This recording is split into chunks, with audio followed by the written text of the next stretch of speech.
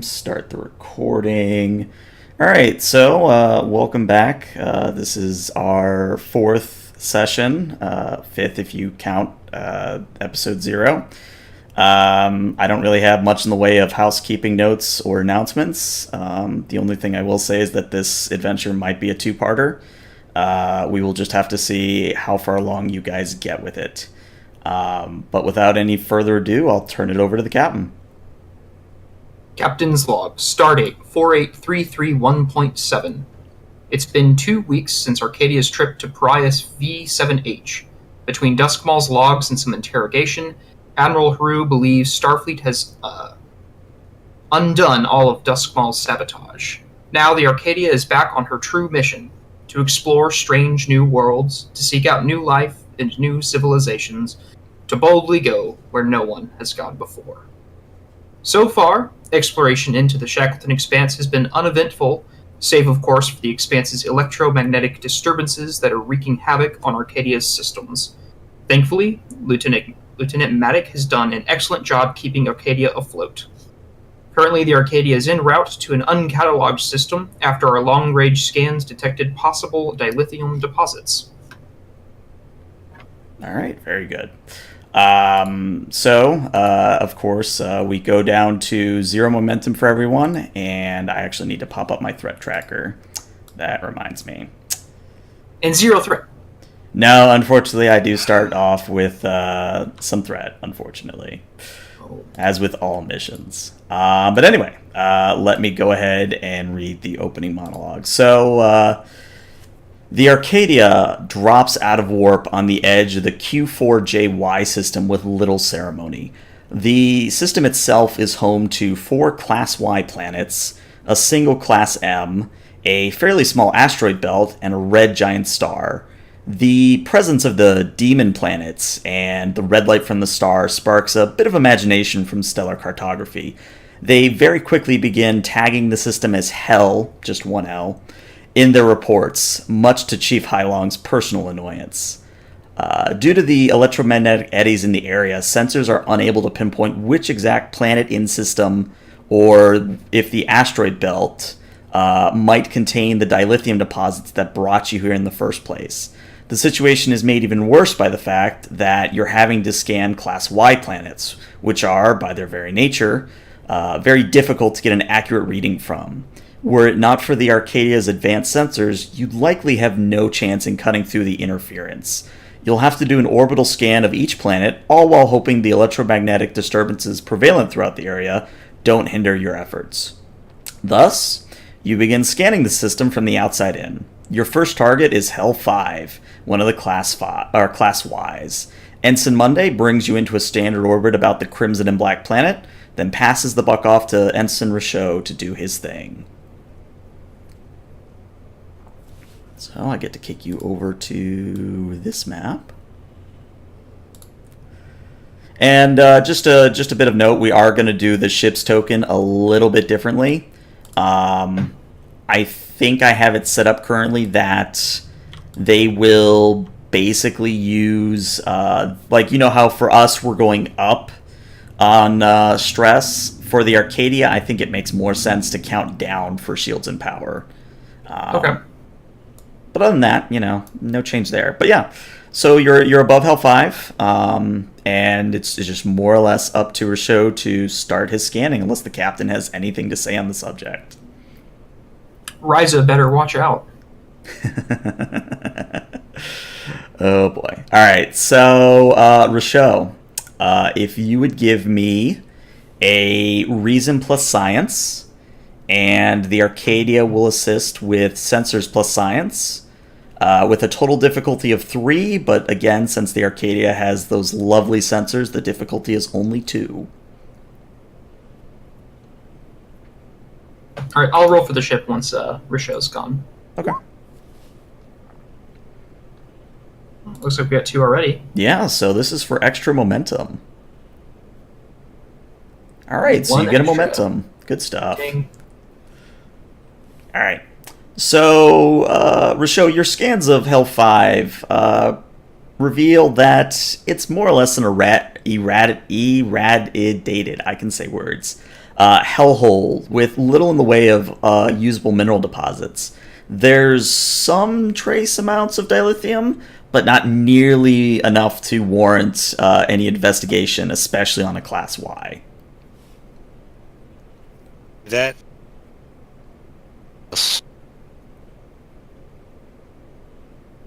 Oh no, the Expanse.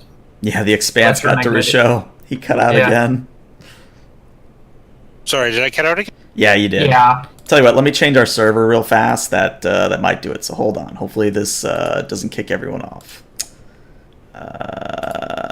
Save changes. All right, we switched servers. Everybody still here? Yes. I'm here. Yeah, just yeah. The fact that Oh. possible gain is Are you having any latency problems, Rochelle? Because it's either that or you're like toggling your push to talk off somehow. That's what it sounds like. talk. Yeah, I hear that. Have the volume set. 1 second. Okay. Matic, can you work on that? Take a hammer and start beating on Risho's mic. Hey, percussive maintenance is a valid form of maintenance. Just saying.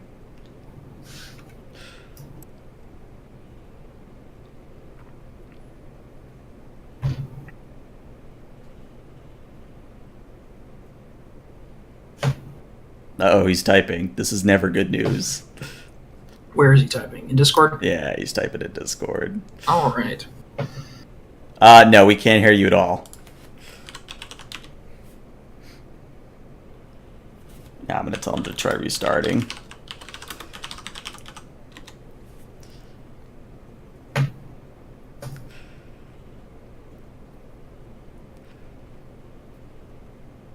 Yeah, I don't know what it is.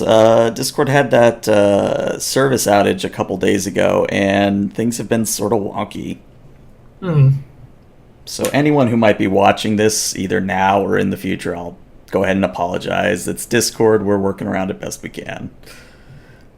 So what are some of our favorite episodes of Star Trek? Oh, man. I'm a fan of the 7 episodes. 7 of 9 episodes. Especially when the Doctor is around. I forget the one where they start singing together. It's one of my favorites. Ooh. I just recently watched Message in a Bottle a couple of times. The Also a Prometheus good one? episode. That's a good one. Also, Relics I recently rewatched with Scotty having been in the transporter for like 75 years or something. Yeah, something like that. Hey, can you guys hear me now? Yes, we can. All right, cool. Excellent. There we go. Oh, and Monday's typing. Hey, so we might have Monday here in a few moments. But yeah, did you get everything that I told you, Risho? The planet's kind of has a little bit of dilithium, but is not going to be worth the effort. Correct. Yeah, that is what I was saying that I was communicating to the captain and crew when, I guess, Discord decided to be Discord. So. All right, so the rest of the crew, the bridge crew, has been informed that Hell 5, is not worth further exploration. Will shields be needed to orbit planets like these? Only if you actually start to go down into the atmosphere, or if the planet has electromagnetic interference or eddies around it. But trust me, I'll let you know when shields are needed. Okay. Well, let's continue with our scans outward to inward. Okay. So next up will be Hell 4. So the lush green of Hell 4 is in stark contrast with the rest of the Hell system. Basic scans reveal that the jungle-covered Class M planet is home to all sorts of flora and fauna that have yet to be cataloged. And if you'd like to scan further, it'd be the same roll. So another reason plus science and a Arcadia sensors plus science, still a difficulty of 2. And these are, meant to be your momentum generators for the adventure.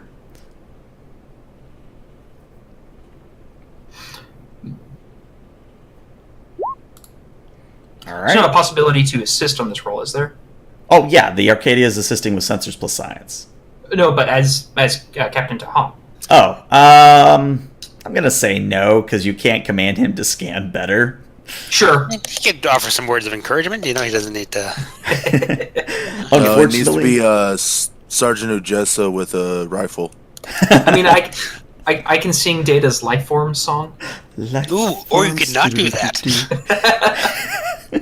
What? It's a classic. I rolled early. No, I didn't. No, you didn't. All right, so you get another momentum. I think you're up to 2. So it's at this point that I'll give you a little bit of information, but I will remind you guys that you can spend momentum to gain additional information. So let me read what I have first, and then you can decide whether or not you want more. So there's more dilithium present on Hell 4 than on Hell 5, but still not enough to account for the reading that you got that brought you here to the first place. However, since the Class M planet is much easier to scan than a Class Y, you would notice, Rasho, that the dilithium deposits are located around what appear to be ancient craters. I think we're going to be setting up mining operations here anytime soon, Captain, but it does look as though maybe the planet was bombarded by some asteroids, and that's where the dilithium that is present came from? Or perhaps what about the possibility of a crashed starship? I hadn't considered that. Yeah. As a rules question, don't you get an extra momentum when you're using sensors to obtain information?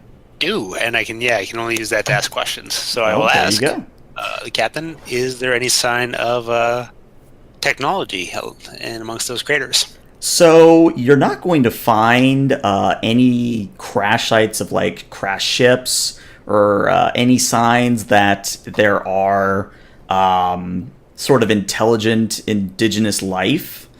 But you will indeed find, with your extra momentum spent, that there is a strange power reading on the southern tip of the largest continent.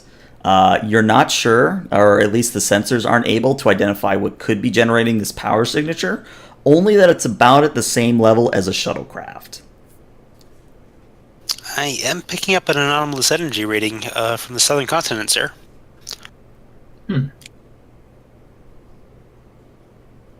And the atmosphere is habitable? I know it's Class M, but... Yeah. Okay. Yeah, this is a paradise planet from the sounds of things. Or at least, a rainforest. Mm-hmm. Well, let's send down an away team and investigate.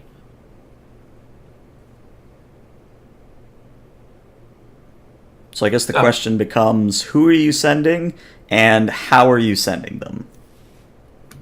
Well, I'm going to send Rasho to lead the team. Okay. And then I'd like Matic to go along as well. I will stay aboard the ship with Monday. Okay. And I'll take down my supporting character. Gerolos, yeah? Yeah. Alright, cool. And how are you sending them down? The standard operating procedure would be transporters, unless there's a reason why we shouldn't.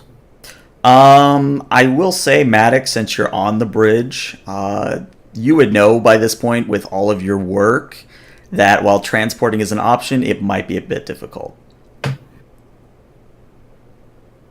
Captain, the electromagnetic interference may affect transporters.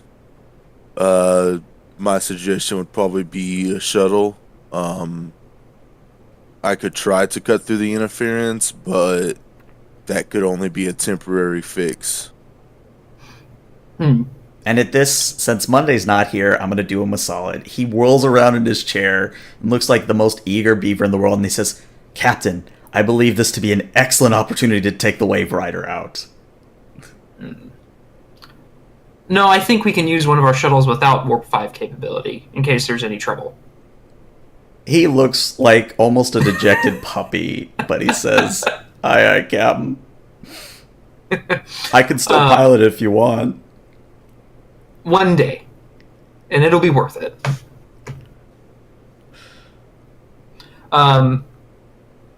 Do we have pattern enhancers? You do, but there's still the problem of the initial beam down. Right. So conceivably, you could beam down no problem, and then set up pattern enhancers to make getting back up much easier. It's just overcoming that initial hump. Matt, go ahead and take some pattern enhancers down with you just in case. I don't think the extra room on the shuttle will be needed otherwise. I can. And then Monday, you've got a ship to fly. All right, Captain. All right. So what I'm going to do is I'm going to move you guys preemptively onto this map before I forget to. And since Monday isn't here to play his character, I'm again going to do him a solid, and I'm just going to have him stay in the shuttlecraft and keep watch on it. In order to fly down to the planet in a shuttlecraft, there's a task involved. So, I'll have Tahan. I'll have you roll for the shuttlecraft. You're rolling a 1d20 against a 6, and okay. Monday will be rolling his daring plus con. So let me pull up his sheet. So daring plus con, number of d20, yes. Can I use the less than symbol just like I did in Discord? Yeah, you should be able to. Okay. So yeah, he's already got the 2 successes required. So again, more momentum if you get the success. Not even close. All right. Well, the good news is it's not a complication. So the 4 aforementioned individuals, Monday, Richaud, Matic, and Ensign Los, all pile into I think it's a Type 7 or a Type 9. We'll go with a Type 9. Why not? A Type 9 shuttlecraft, and begin the journey down to the surface of Hell 4. Ensign Monday, with his skillful, almost artistic skills at the helm, is able to avoid both the swirling electromagnetic eddies in the area and get the shuttle down through the planet's atmosphere with little issue.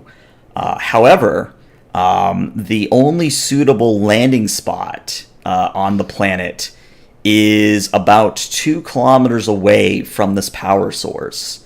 So you'll have to do a little bit of a trek. And once the shuttle lands on the planet and comes to a rest and the back hatch kind of opens, almost immediately this hot, humid air hits the 3 of you that are part of the away mission. It is, as sensors revealed from orbit, it is very much a rich rainforest. The trees overhead almost create a entire covered canopy. And there are, while the forest is mostly green in nature, there's definitely some blues and some reds and other sort of strange-looking plants that are, again, not on file. So yeah, as you step out of the shuttlecraft, I will say that it does begin raining. So the light is diminished a little bit, and you are currently in the process of getting soaked. All right, stepping out of the shuttlecraft, for sure we'll pop out his tricorder, start taking some initial scans, just to make sure everything in the local area is safe and not going to harm them. Okay. I'll give this to you free. As far as you know, in the immediate area, the only concerning signature you're picking up is an owl-like creature that is located high up in one of the trees nearby. But it doesn't appear to really care that you've landed in a clearing next to it, kind of a thing. All right, cool. And I guess I will point the direction where we're gonna trek. All right. I did want to ask, are you going to be carrying the pattern enhancers with you, or are you going to leave them on the shuttle?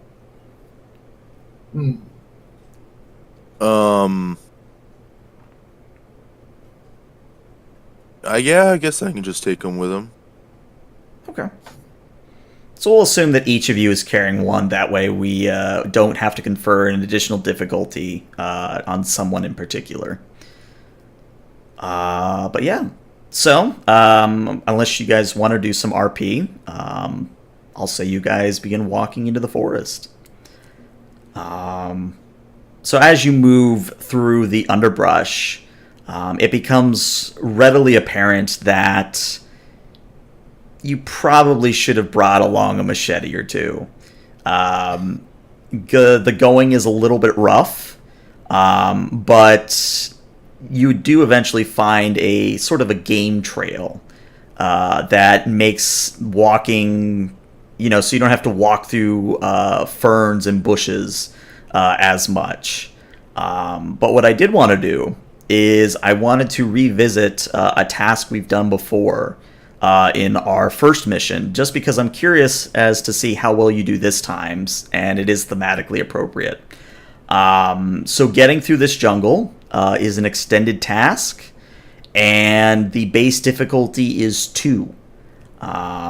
And this represents moving through the jungle and avoiding possibly dangerous flora and or fauna. So there's multiple ways you guys can go about this. You could do reason plus science, you could do presence plus medicine, or you could do control plus security. It's just a matter of flavoring it to fit the role, what you do. I would say that Ensign Los is pretty good at security. He's a security officer, so he'd be willing to do that kind of pushing forward, unless his superior officers have another plan. Well, I think with the extended task, we each make individual rolls, right? I mean, you could conceivably make one person do all of them. With assistance. You said the base difficulty was 2? Correct. Okay. Yeah, I mean, someone should definitely be assisting someone else. I mean, we could have it to where one of us is kind of following the path, the other one is scanning, and then we have the third who's watching out for everything. So Laos could be just kind of keeping an eye out, making sure we're not, going to get ambushed or anything. Yeah.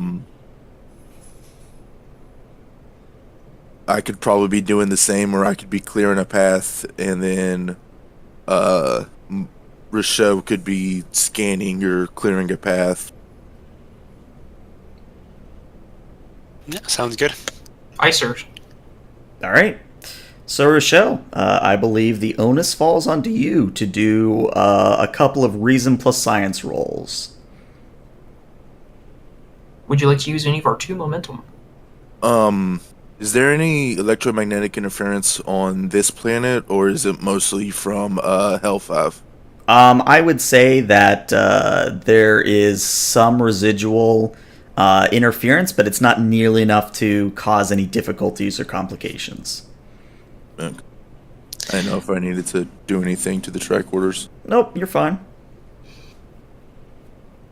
Yeah, do we need to use the momentum? Do you think we only need 2 successes, right? Yeah, you only need 2 successes, and because it's an extended task, it doesn't really matter how well you succeed. You just need to succeed. Yeah. Now, that bug where the supporting character's stats were getting turned into 1, did we figure out what that was? Unfortunately, no. I have no idea what's doing that. Has something happened to Los? Well, his reason was a 1, which I believe was... I think it's supposed to be 7? Yeah, I think it's setting the 7s to 1 for whatever reason. Okay. Well, it was an easy fix. Okay. But that is definitely his dump stat. Okay. I will say that your first scan, unless anyone's assisting, is anyone going to assist him? I don't believe Los is the person to do that. Okay. I'll assist. Okay. How are you going to go about assisting him in his scans? Are you going to use your own tricorder, or...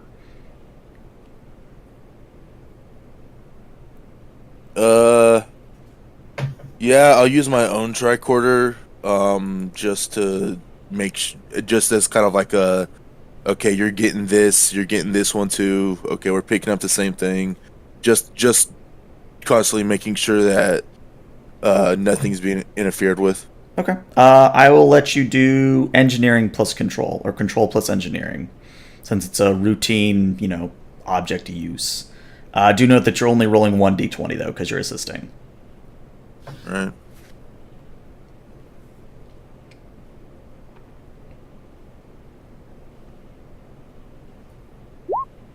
Hey, you got a success, so that's what matters. Richaud, since this is an extended task, you get to roll 2 challenge die plus the discipline that was used, so a total of 6 challenge die.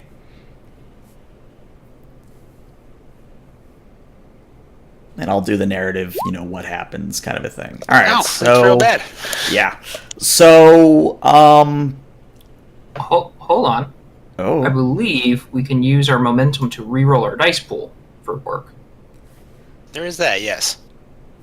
I think that might be something we want to do. Yeah. 1 second, let me just... Yeah, I'm trying to pull up that cheat sheet right now. Yeah, same. Because this is a great dice pool to reroll. And I think we can even keep the 1 plus the effect. Yeah, that's what I want to confirm. I think that's just a general roll whenever you're rerolling everything. Let's see.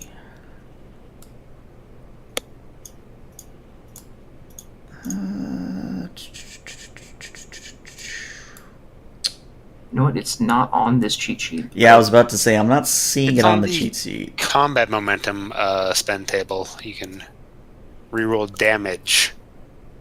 Hold on. I think it's actually just in the book on the section for extended tasks.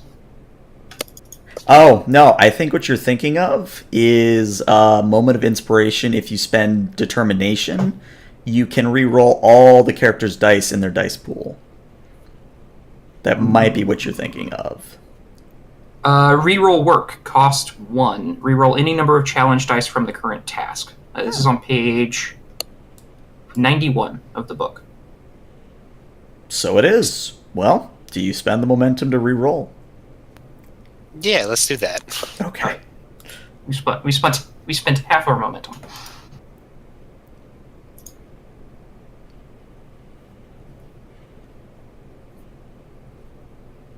Alright, so I'm going to reroll 5 of those dice, because those are Garbo dice. Yeah.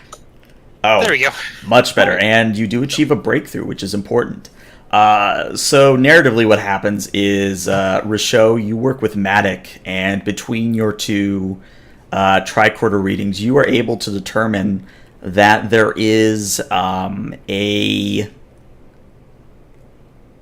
guess you would call it a tiger-like creature that is stalking you from a distance. So you're able to point this out to Ensign Los, and Ensign Los, you are able to be more aware of this creature if it comes any closer. Okay. So that's 1 task down. So continuing forward, it would be another task as you continue your trek onward. Alright, does somebody else want to take the lead on that task, and I can assist or do whatever? Well, if there's some way to make a daring security as the main task, I'd have a 15 on that. Possibly as a way to chart a path around the hunting predator. Let's see. You don't all allow it. Why not? All right. I do not have any focuses because this is the first time we've used this supporting character. Well, I have 3, but not relevant to this.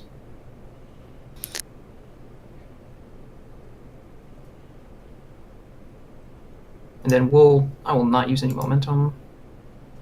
And can I assist the kind of coordinating? Sure. Cool.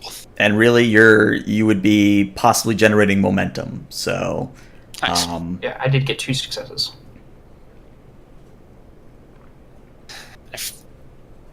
What's the just roll 1d20 less than? Less than, I'm going to say probably again for you, reason plus science. I was gonna do the same daring plus security. Oh, okay, that would work too. Just trying to throw you guys some bones because tasks do kind of ramp up after this section. Yep.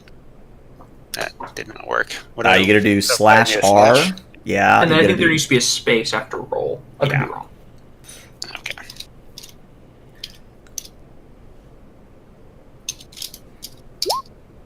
Yep. Never mind. Oh wait. Though you rolled an 18, I don't think you're less than a 4, are you? For security, yeah. Yeah, but it's daring plus security, so it should be. Oh.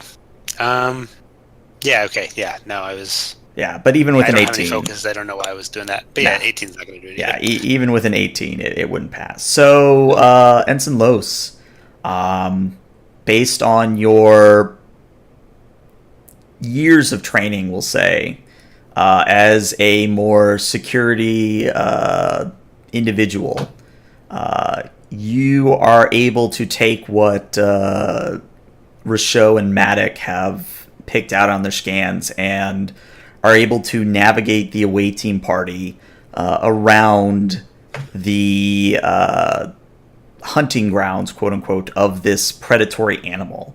But again, since you did succeed, you need to roll me 6 challenge die. All right. Just to see how well we do on the extended task. 4. And then I've got 2 effects. So, hold on. There might be things I can do with those.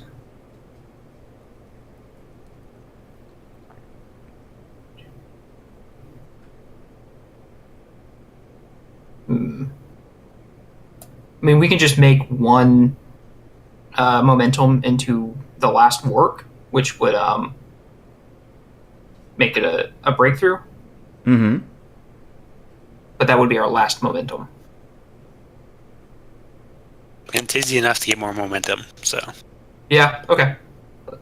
Or we could try to re-roll the, what was it, 3 zeros?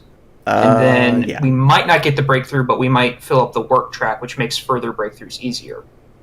This is true. It's more of a gamble. What do you think? I honestly have not done much looking at the extended tasks, so I don't know much about them. It's. Where are we on the work track? You currently are at 5 work, not counting this latest roll. And what's the total track? I think I'm supposed to keep that a secret. I could be wrong. I don't know.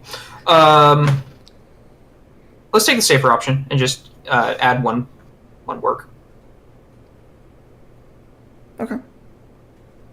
So that should be pretty good. bye-bye last momentum as you achieve yet another breakthrough.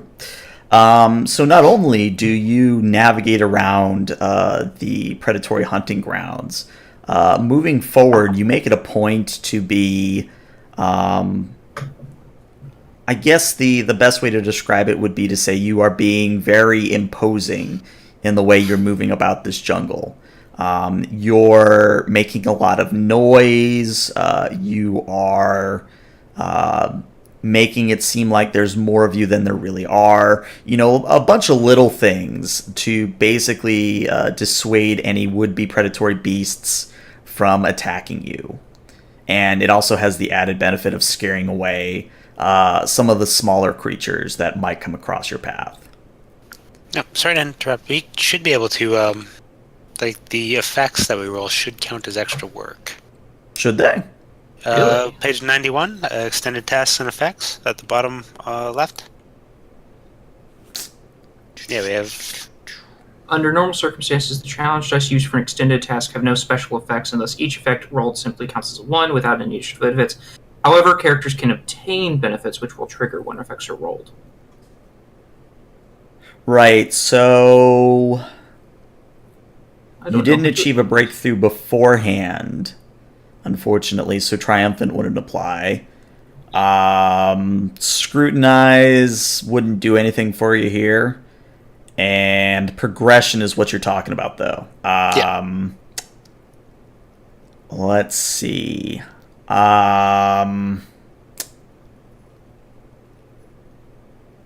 are the focuses that Los has? Hand phasers, hand-to-hand combat, and emergency medicine. And he doesn't have a talent yet, does he? No, this is his first away mission, as far as the game is concerned. Okay. Okay, so maybe that doesn't actually qualify then. Yeah, unfortunately, I'm not thinking that you're going to be able to use that. Triumphant seems really good. It really is, yeah. Yeah, that's pretty bonkers, actually. I think there's certain talents that give you Triumphant, though. I think that's how that works. Yeah, there's got to be something. Whatever. Oh, well. All right. So I need, as you're pushing forward, we'll say you're probably about a good kilometer or a kilometer and a half through the jungle at this point. So the last half a kilometer or a kilometer, I'm just butchering words today. We do need another extended task. And who would like to try for this one, and how are you going about it? Well, Matic hasn't led one yet. This is true. Yeah. Take the wheel.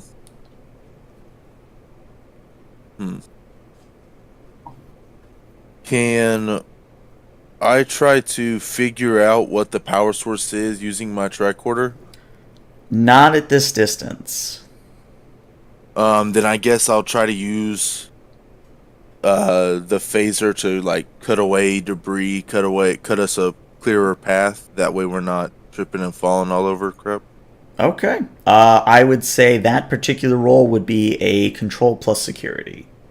I think I would be a good one to assist on that. I would also be using my phaser as well. All right. Would my focus of hand phasers actually play into this? I don't see why not. All right. I had the same question. All right, so there's one success. Does Ensign Los get one? He does! Yay! Very good. So again, narratively, between Matic and Los, you make up for the fact you didn't bring along a couple of machetes by burning away and phasering your way through the forest.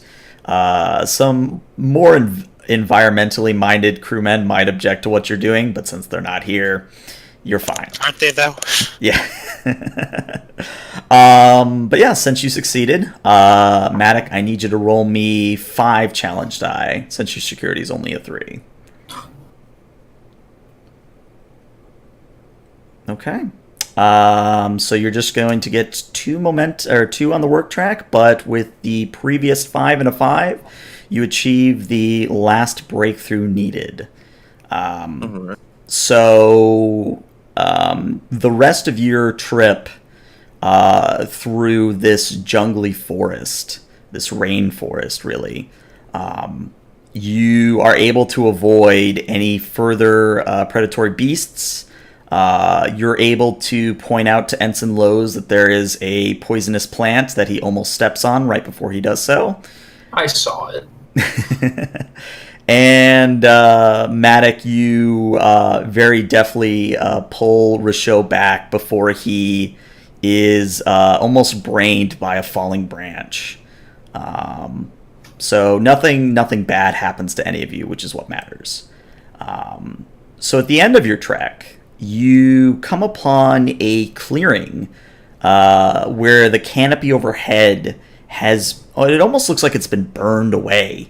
And the culprit of such is very obvious. In a small depression in the center of the clearing is a probe bearing Starfleet markings. However, this probe does not conform to any current or past designs.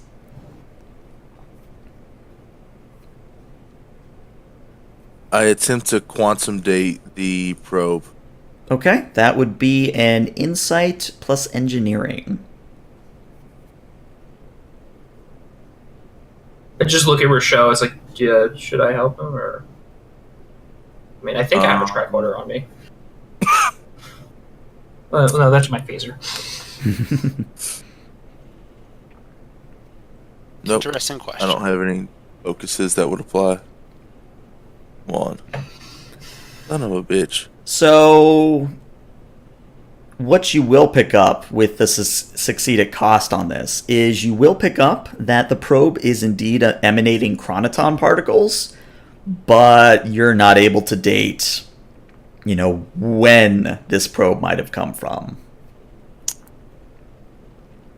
Chronoton particles, eh? Let's get off the planet, set up a beacon warning everybody away, and leave the system. Is this a probe from the future? Possibly. Well, joking aside, we could pop it open and see what we can find out. The soldier that Ensign Los is says, well, surely this technology could help us in our fight against... the Dominion War's not happened yet, has it? Not yet, no. Okay. Get us ready for the Dominion. Well, we need to keep in mind the Temporal Prime Directive, which I believe still exists, even though it's not as important in this era as it is in the future. So, I Do did we even know the Temporal Prime Directive? Yeah. Well, I think it still exists because, they're still doing a bunch of dumb time travel nonsense. Our future hasn't been written yet. Right, so... Well, that's not how... Anyways, so I did a fair amount of reading on this because I didn't want to railroad you guys or push you guys off to not doing anything.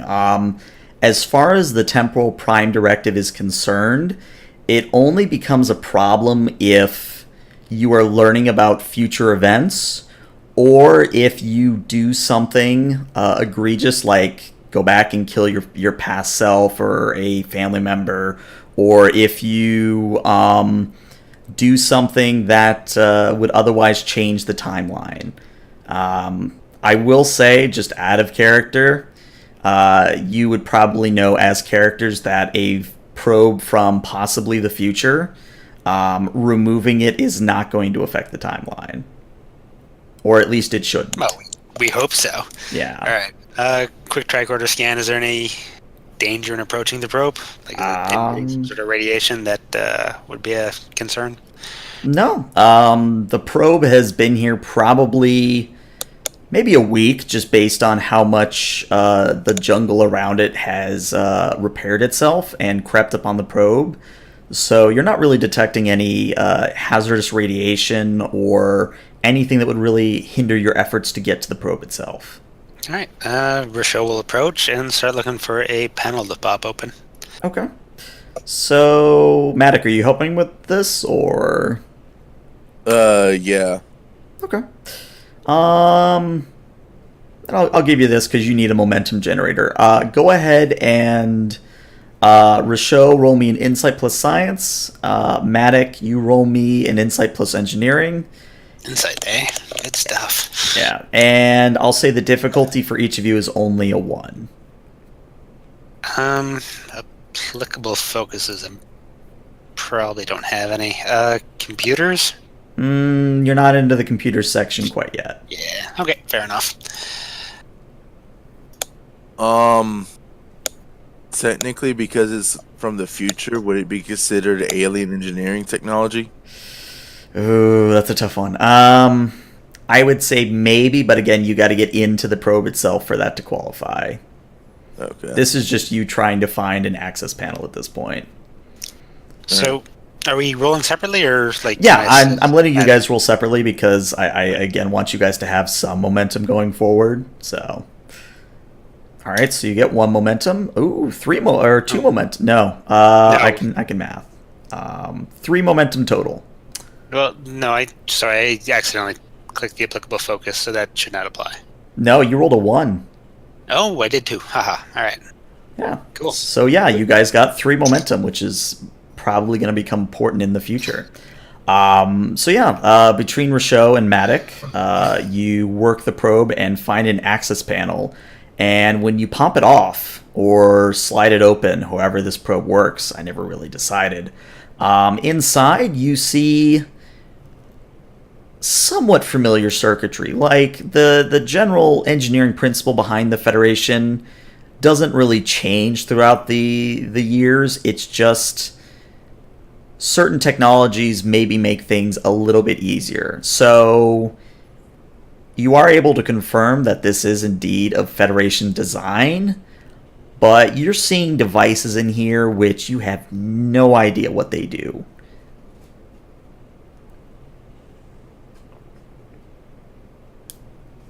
I want to.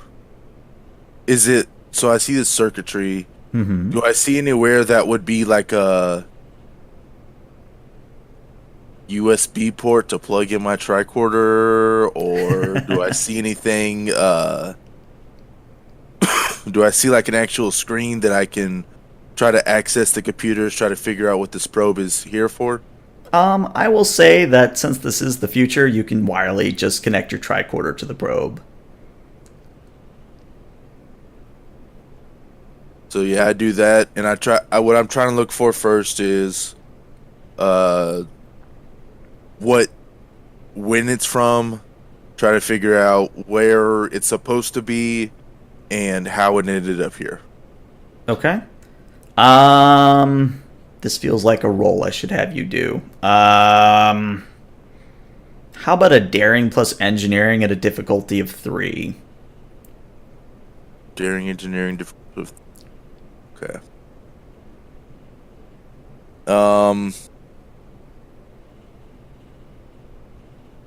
Should we get Rochelle to assist? Oh no, this is you just accessing it. Okay. Might be good to spend a momentum here, though. Yeah. Yeah. So just get 1 dice or 2 dice. Well, 2 dice would be all of your momentum. Right. I think just spend the 1, because if we can't do it here, it'll be easier to figure out up on the ship. Yeah.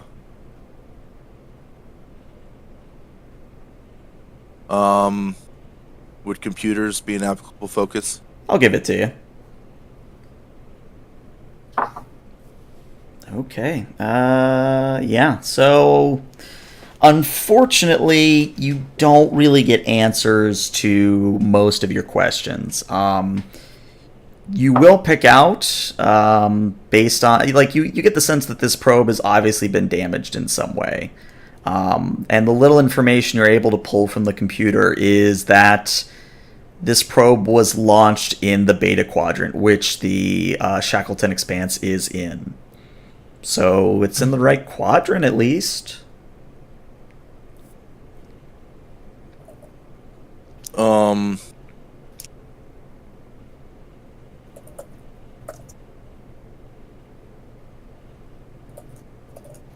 Do we want to set up the pattern buffers that we brought along and have it beamed into like a secure area of engineering, and then make our way back to the shuttle landing site? I think that's a good idea. Yeah, I was just about to say maybe one We of might us as well. could. Yeah. Go on. Sorry. Yeah, I was just about to say we could set them up, have it beam up, and maybe take one of us along with it, and then the other 2 go back to the shuttle. Well, you're the engineer. Who's the pilot? Monday's back at the shuttle, though. Oh, yeah, right. I forgot he's like playing Sudoku or something. Okay, yeah. Or we could just tell Monday, hey, go ahead and fly out. And we could all just transport now. Does that bring the enhancers back up with us? I don't think so. I think it's one of those things where the Federation just litters pattern enhancers on planets. No! And in a million years, the civilization that rises here will worship our pattern enhancers as gifts from the gods.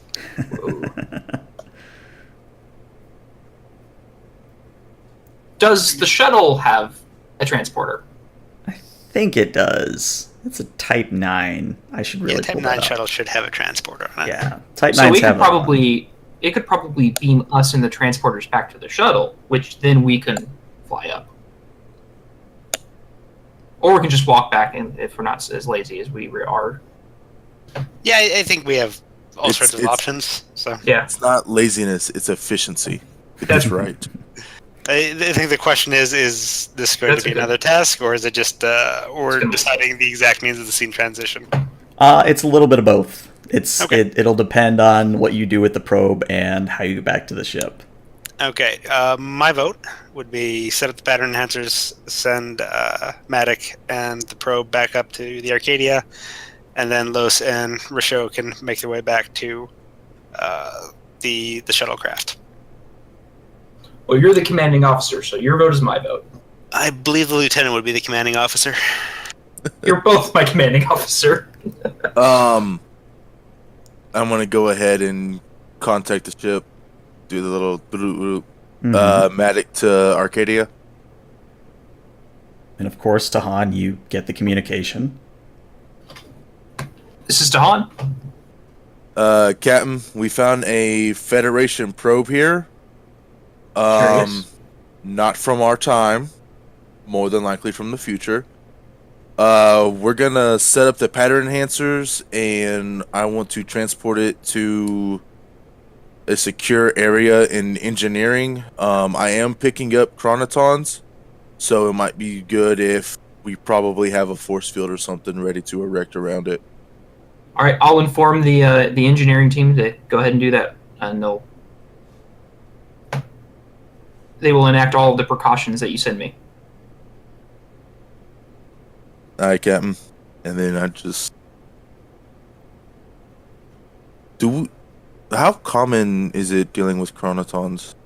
So, again, my research shows that chronotons are a thing that show up when you're dealing with temporal anomalies, time travel, anything that would interfere. Like the time ship in Voyager, its weapons were chronoton-based because they could pierce through shields.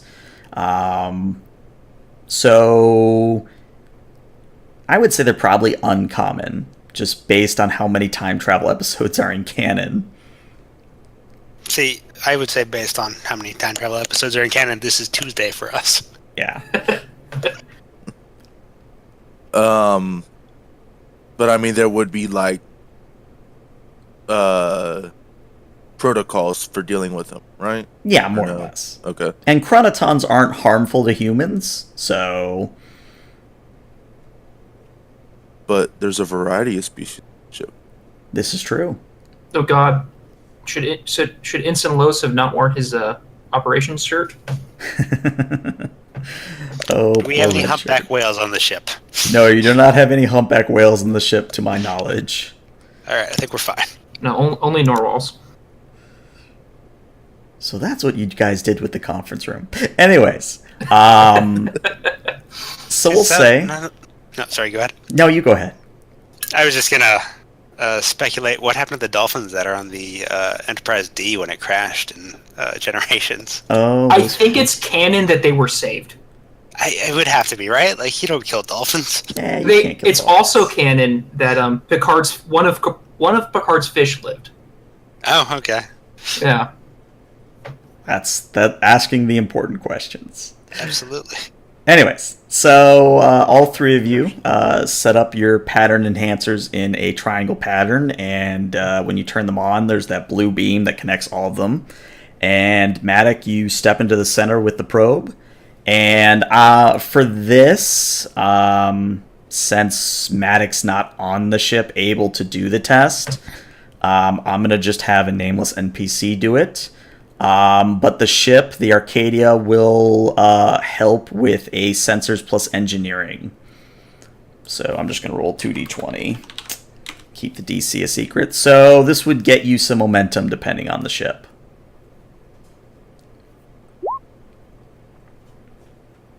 All right, Hey. so you actually get 2 momentum back. Dang. So we're up to 4 now. I believe so, yes. That's my count. Excellent. So the transporter chief in charge locks on to Matic and the probe and beams both of them straight to the aforementioned place in the engineering department. Risho and Ensign Los, you see him beam away in that shimmering blue light, and after a few seconds, you are alone in the clearing with your 3 pattern enhancers still active. Alright. Risho will shut them down, grab 2 of them, gesture for Los to grab the third and start trekking back. If you want, I can carry 2. Yeah, I know you're scanning the way for us. I mean, either or. Your call, sir. I think I'm good. All right. Okay. So, you make the trek back to the shuttle where Ensign Monday is waiting with no real problems come up. You more or less follow your path that you took here to get in the first place. So you don't really run into any thorn whips or large carnivorous piranha plants or more tiger, liger, lion hybrid things. You get to the shuttle, no problem. Yeah, everything was scared off by our cutting a swath through the jungle with phasers. Good stuff. Yeah. So yeah, as soon as you come back onto the shuttle, Monday just kind of nods and gets the shuttle ready for departure. And we are going to go through a scene change here. So lose 1 momentum. So we're going to cut to engineering as the shuttle comes back up to the ship. So Matic, what are you doing with the probe and engineering specifically? I'm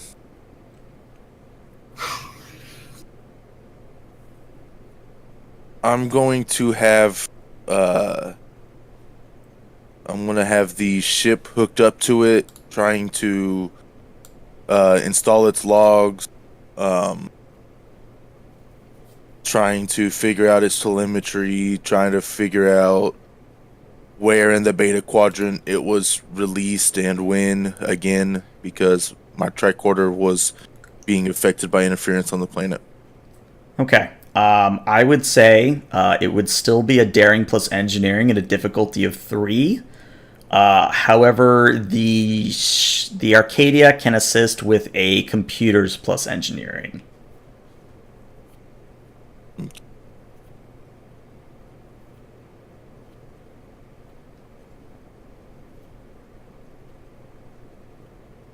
I can either spend a momentum or I can give him threat for the 3rd dice. What do y'all prefer? We've got 3 momentum. Yeah. Yeah, I'll spend a momentum. Okay. Unless you get something for using threat. And the ship assists. Yep, the ship assists. Yes, it does. You pass. So your work with the probe reveals, with the Arcadia and the rest of the engineering staff helping, you realize that the problem wasn't with your tricorder. It's almost as if this probe has gone through a violent subspace disturbance that wreaked havoc on its internal systems. Either that, or it hit an electromagnetic eddy coming in, and that fried its systems. So, or it could be both. You're really not sure. You know, there's multiple possibilities that come to mind. But as far as like a specific when, since you passed, I will give this to you. You know that this, based on what information you're able to extract, the probe comes from the year 2409.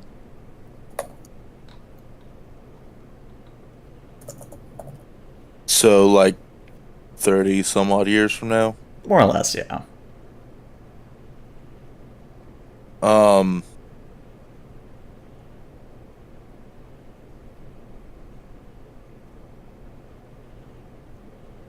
Do I know what its objective was, or do I need to spend momentum for that?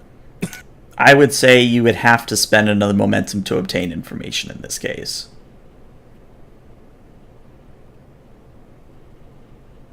Everyone okay with that? Oh, go for it. Yeah, sure.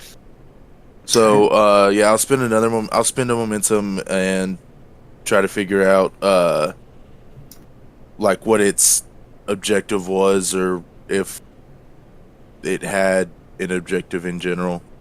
I have a question. Okay. When he made his roll, did we decrease the difficulty for being on the ship? I did. I kept it at 3 because it was a problem with the probe, rather than a problem with the tricorder. But as the chief engineer, he has an ability that decreases. I think that's only for the ship itself. I could be wrong. Let's check. Oh wait, I just looked at this today. It's When aboard the ship, the chief engineer always has the advantage engineering department, which represents the ship's complement of engineers and technicians. Whatever that means. Huh. Well, it counts I as asked an because advantage that reduces difficulty by 1. Yeah. The reason I ask is we would have 1 more momentum, if that implies. You know what? Since you brought it up, I'll give it to you. So technically you guys are still at 2 instead of at 1. Okay. Assuming I'm keeping track of your momentum properly in my head. That's what I've got. So the question was, what was the probe's mission, yeah? Yeah. Or like, what is the like either what the probe's mission was or the so I'm asking the other players, figure out what the mission was or just look at the data and try to infer, because it could give us data on something interesting. I mean, a probe's main job is to collect information, right? So you just see what it was collecting. Right. And then you can infer what it was doing, possibly, but... Yeah, so I'll spend the momentum and ask, looking at the data that it has collected, what do I see? What was it doing out here? All right, so the data you're able to get kind of reinforces one of the previous hunches I mentioned. So this thing has gone through a violent episode, and you're almost sure at this point that it's not an electromagnetic eddy that's the culprit. You're almost sure that whatever brought it from the future to this place is the cause.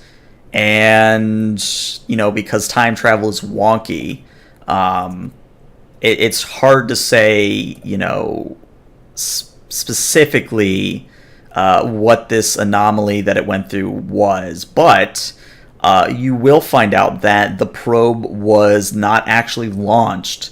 Apparently, it was sitting more or less inactive when it was either lost from a ship or blasted out of a ship during a hull breach, or otherwise it got kind of, flung into space and through an anomaly before it was really given a purpose.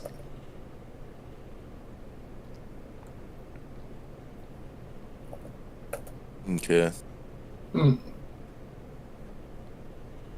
So it's at this point that the shuttle will be able to arrive back at the ship. So, Richaud, you can certainly head back up to the bridge. All right, I'll do that. Does the data tell me, like, did it travel to here or did it come through the anomaly here? Since you spent momentum in past, I'll say that it's wherever it came from, it's here in system because of the anomaly, whatever it is. You said it's been about a week. Safe than sorry. I'm gonna hit on the communicator.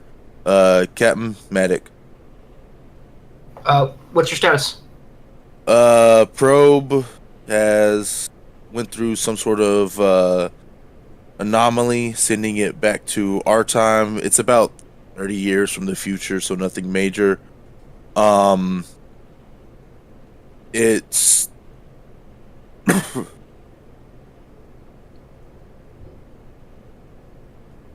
it didn't really have a mission. There isn't a whole lot of data on it. Most of the data is pretty much went through an anomaly, then crashed on this planet about a week ago. My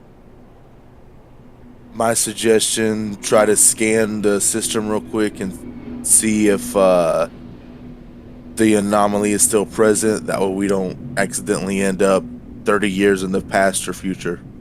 I'll look over immediately to whoever's at the console and make it so. So, And, Rochelle, you probably walk in right at this moment.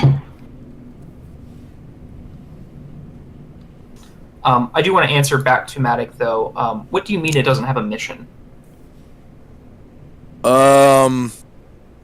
Best way to put it is it could have gotten lost off a Federation ship. 30 years from now, there could be a battle here, and it got blown out of a hull breach. It wasn't set out to do anything. It just got loose and ended up here.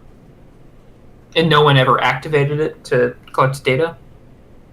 As far as I can tell, at some point it activated itself, but there isn't like a set, oh, I'm supposed to go collect data on this system. It was more, hey, I'm in this area, let me collect some data. Understood. Could you, though, look into the possibility that someone co-opted this probe after it was ejected into space? That someone found it and then turned it on? I can look into that, Captain. It's a little difficult. It's whatever anomaly it went through really did a number on it. All right. Well, do whatever you can. Thank you for what you have found out. Rochelle, if you'd please scan this nearby system for similar occurrences. Yep, I certainly, Captain. As opposed to just blindly scanning, am I able to, based on our knowledge of the movements of the planet in the system and where specifically the probe impacted, am I able to like narrow down a focus so I can get an idea of the path that the probe would have taken to hit? I will say it will reduce the difficulty by 1, yes. All right, cool. So reason plus science? Yeah, reason plus science. The Arcadia is assisting with sensors plus science, and the total difficulty of this is going to be a 1, both because of your narrowing it down and because of the Arcadia's awesome sensors. Is there a way that I can try to transfer the chronoton particle wavelength, or try to, or like something about the probe that could help out? I would say that is how you're reducing the difficulty by an additional 1. Is you're relaying some information from the probe, some telemetry that helps Rochelle narrow it down. All right. So that's another 1. And seeing as I'm using the ship sensors, I'm gonna re-roll that 19. And the ship actually got 2 successes because of its science is 4. Yeah. So right now you're getting 3 momentum. Let's see if that reroll gets you any more.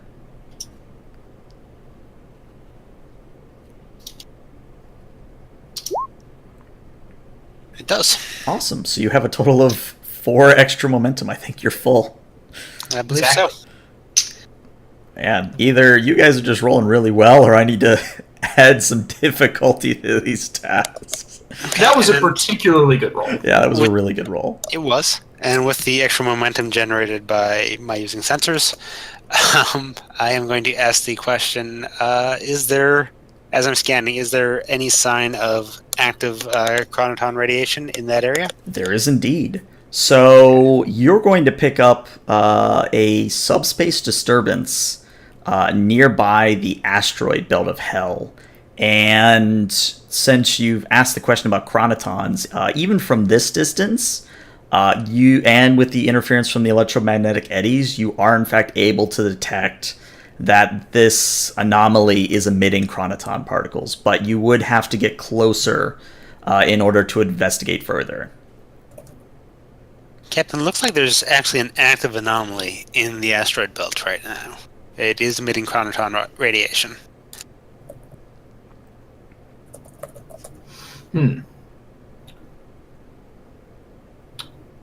I'd like to get a scan of that. Perhaps we send a probe of our own.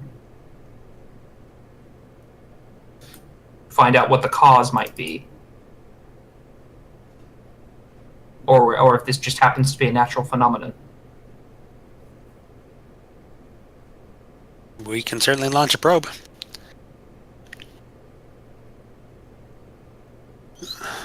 So, Michelle will launch a probe at the general area of where the anomaly is situated in the belt, and that should reduce the difficulty of scanning there for future tasks. That it does. I actually have that written down in my own notes. So, again, because you've sent your own probe into this, the task difficulty is, again, only a 1. So, you're probably... How do you feel about spending some, 3 momentum to gain some extra dice? Sure thing. Cool. I mean, we're full up anyways, aren't we? Yeah, you're full of momentum at the moment. So, Rochelle, this would again be another reason plus science. And again, the Arcadia would assist with sensors plus science. And since you launched the probe, the difficulty is only a 1.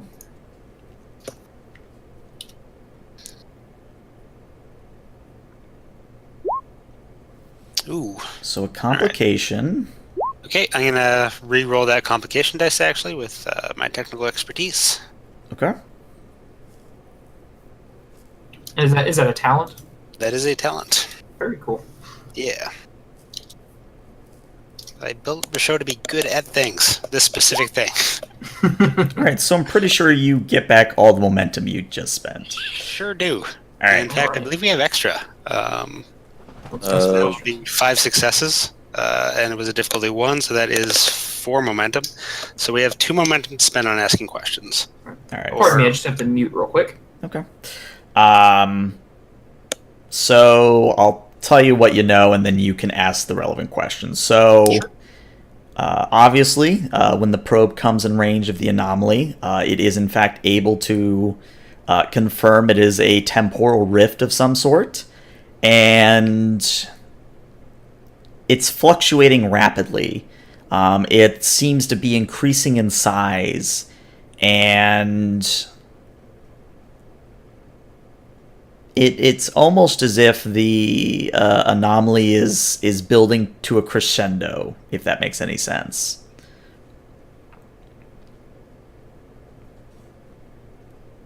Is it expanding exponentially, or Almost like a wormhole might.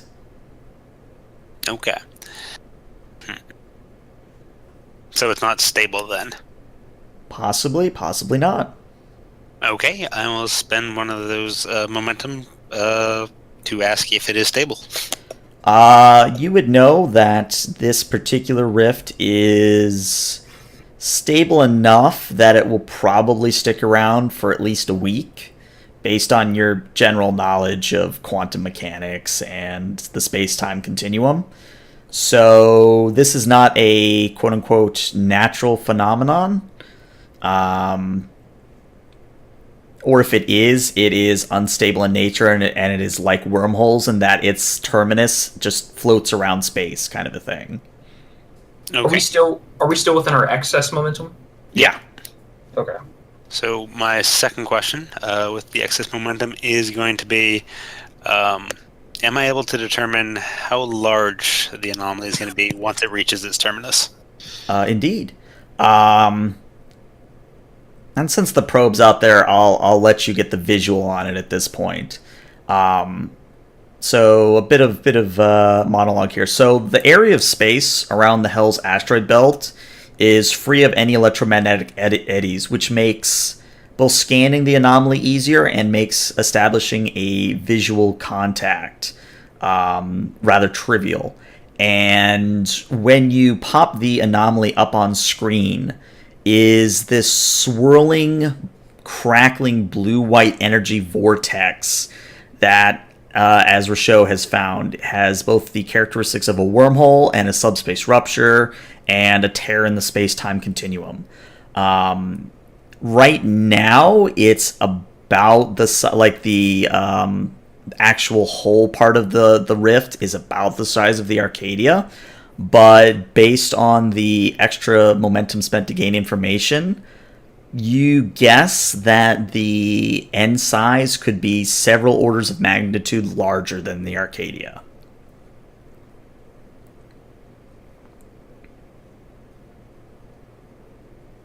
Large enough to envelop the system, or Large enough that it could accommodate a ship much larger than the Arcadia, or an object much larger than the Arcadia.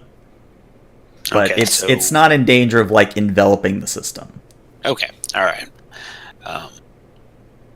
So it has the characteristics of a wormhole, a space-time tear, and something else. Space-time tear, subspace rupture, and a wormhole. Okay. I'll just go ahead and put you on this map since it seems relevant. Cool. And is that the planet we were just at? Yeah. Okay.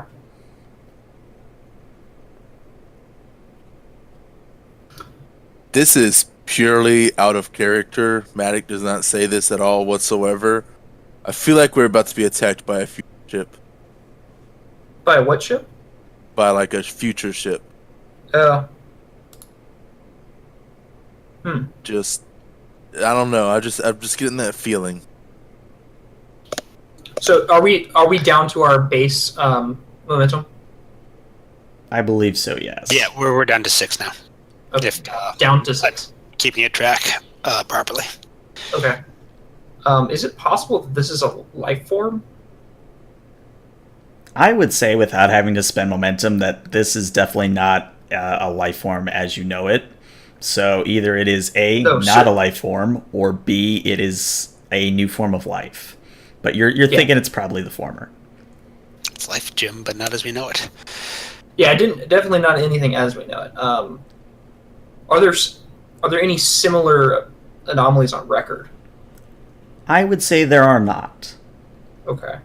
Yeah, this is combining lots of them into one. Do we want to launch a probe through the anomaly, Captain? Can we send the current one through? Yeah, you can send the current one through.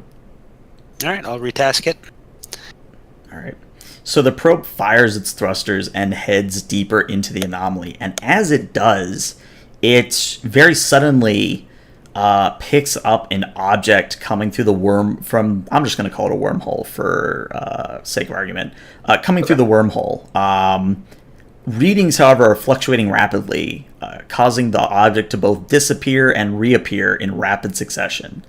And very suddenly, before the probe is able to react, and really before any of you on the bridge are able to do anything, the rift just expands tremendously and sends this cascade of chronoton particles streaming into space. And then, after a moment, a vessel comes through. And I have to put this on the right layer. So the vessel is much, much larger than the Arcadia. Over 650 meters long, nearly 200 meters wide, and nearly 90 meters in height. The configuration does not match any on record, but like the probe you found on Hell 4, the vessel does bear Starfleet insignia. The closest ship in terms of design is the Sovereign class. However, the ship possesses an elongated saucer section that is flush with the secondary hull and has nacelles that are attached near the bussard collectors and sort of sweep back behind the ship. Ujessa reports that the vessel carries a complement of quantum torpedoes and has a power signature that, while Federation in origin, is greater than any ship in the fleet today.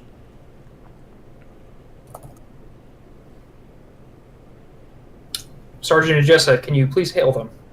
Of course, Captain. Give me a moment.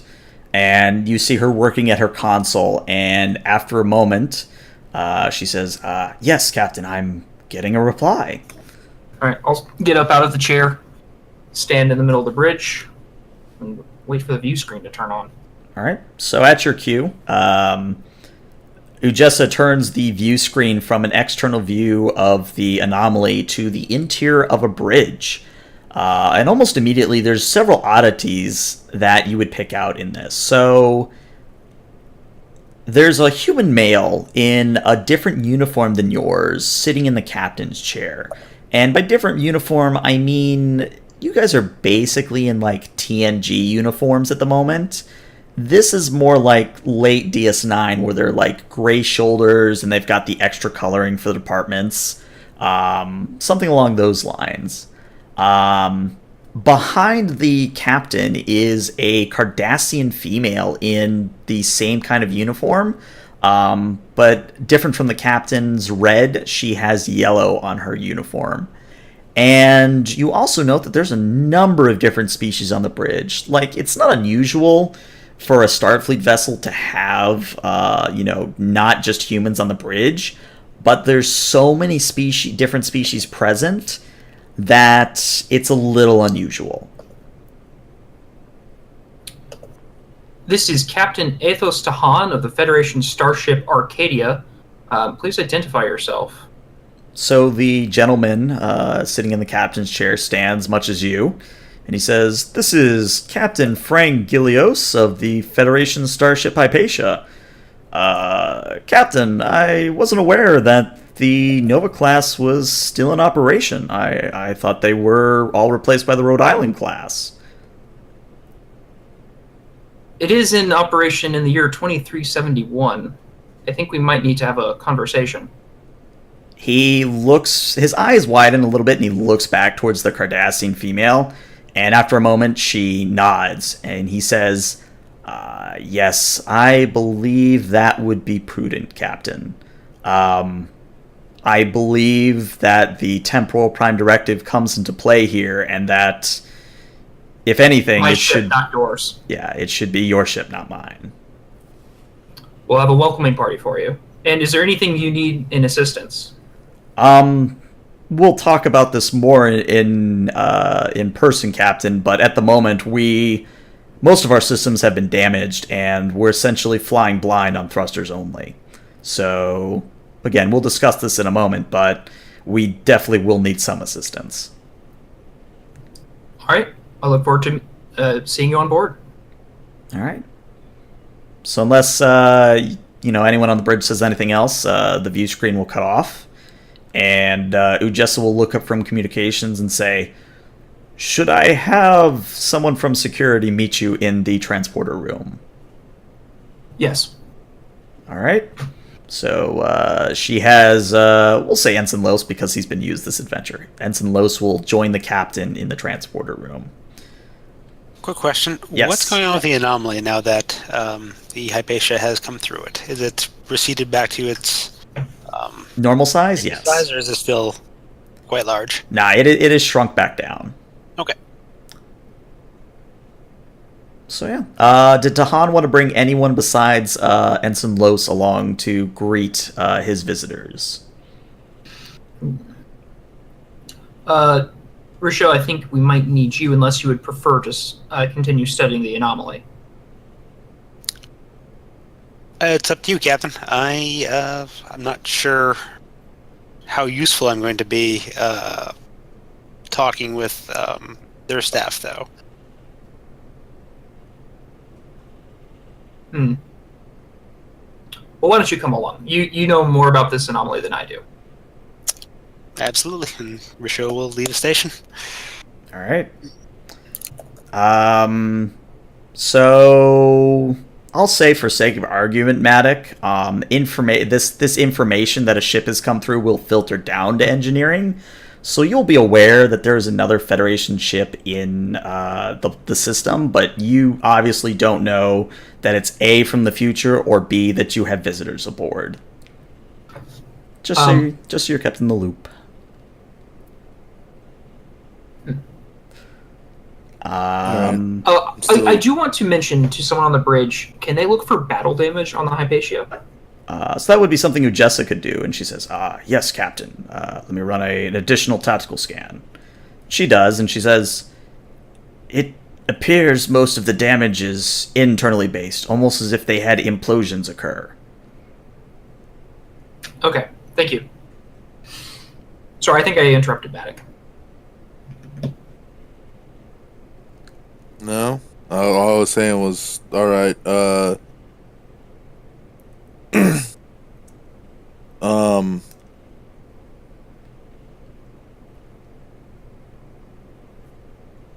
I got nothing. Okay. All right. Fair enough. So we cut to the transporter room, and I'm going to say this is a scene change because I got to do that more frequently. So lose one momentum. Richaud, Tahan, and Ensign Los all arrive in the transporter room, and the current chief on duty says, "Captain, we have received the Hypatia's telemetry, and they are ready to transport on your order." Energize. All right, so the blue beam coalesces into two individuals. The first is Captain Gilios that you saw before. Now that he's a little bit closer, you see that he's got fairly short hair, and he has a Riker beard. I probably should have mentioned that earlier, but there you go. It's from the wrong timeline. Is this the IKS Hypatia? You'll find out. I was going to ask you about symbols on the probe, but I thought it would be too silly. No, important questions. So he has a Riker beard, and he looks to be probably in his 40s. But he's still looking good for a human guy in this day and age. The other individual which materializes with him is the Cardassian woman you saw. And she is a little bit taller than the captain. Like, the captain's maybe like 5'10", and she's closer to 6. She kind of just looks around and then looks at her waist and then looks at the transporter chief and says, "You know I didn't bring any weapons. Why did you take my knife?" And the transporter chief just kind of goes, and looks to the captain. "It was standard protocol, sir. No weapons in transport." Do you still have it? I do have it in the pattern buffer, yes. We'll return it to you on your way out. So, Question, is Los a Bajoran? Los is a Bajoran, yes. Okay. I'm curious to see what his reaction is. Well, since Captain, you kind of are the brainchild behind him, how does he react? He knows enough to keep his face calm. He sees a Federation uniform. He's not going to speak out of turn. Okay. I'm just going to throw this out there. Rochelle also is not a fan of Cardassians, or Kardashians for that matter. But, They're so entertaining. He definitely has some Maquis sympathies, so yeah. He's going to try and not react overly as well, but he's not a fan of a Cardassian complaining about her knife on the ship already. Yeah, I'm suddenly thinking about what group has knife as part of their standard uniform and facial hair. Okay, Darkest Timeline. Well, the good news is Captain Gilios will be the first to respond. He'll step off the transporter pad and extend a hand towards the captain, and he'll say, "Pleasure to meet you in person, Captain. This is my Chief of Security and Tactical Officer, Lieutenant Commander Jecki." And Jecki kind of sighs and steps off the pad and kind of nods to each of you and says, "It is a pleasure to meet you all." I'll shake his hand, and I'll also present it to Lieutenant Commander Jecki. Okay, she'll certainly shake it. If you follow you this way, our conference room is on the bridge, or on the Deck 1. Deck 1. Yeah. All right. So the turbolift is a little bit cramped because there's 5 of you in there, but it's not exactly a long ride, so it's fine. So you arrive at the conference room, and you find that waiting outside of it is actually Chief Hylong.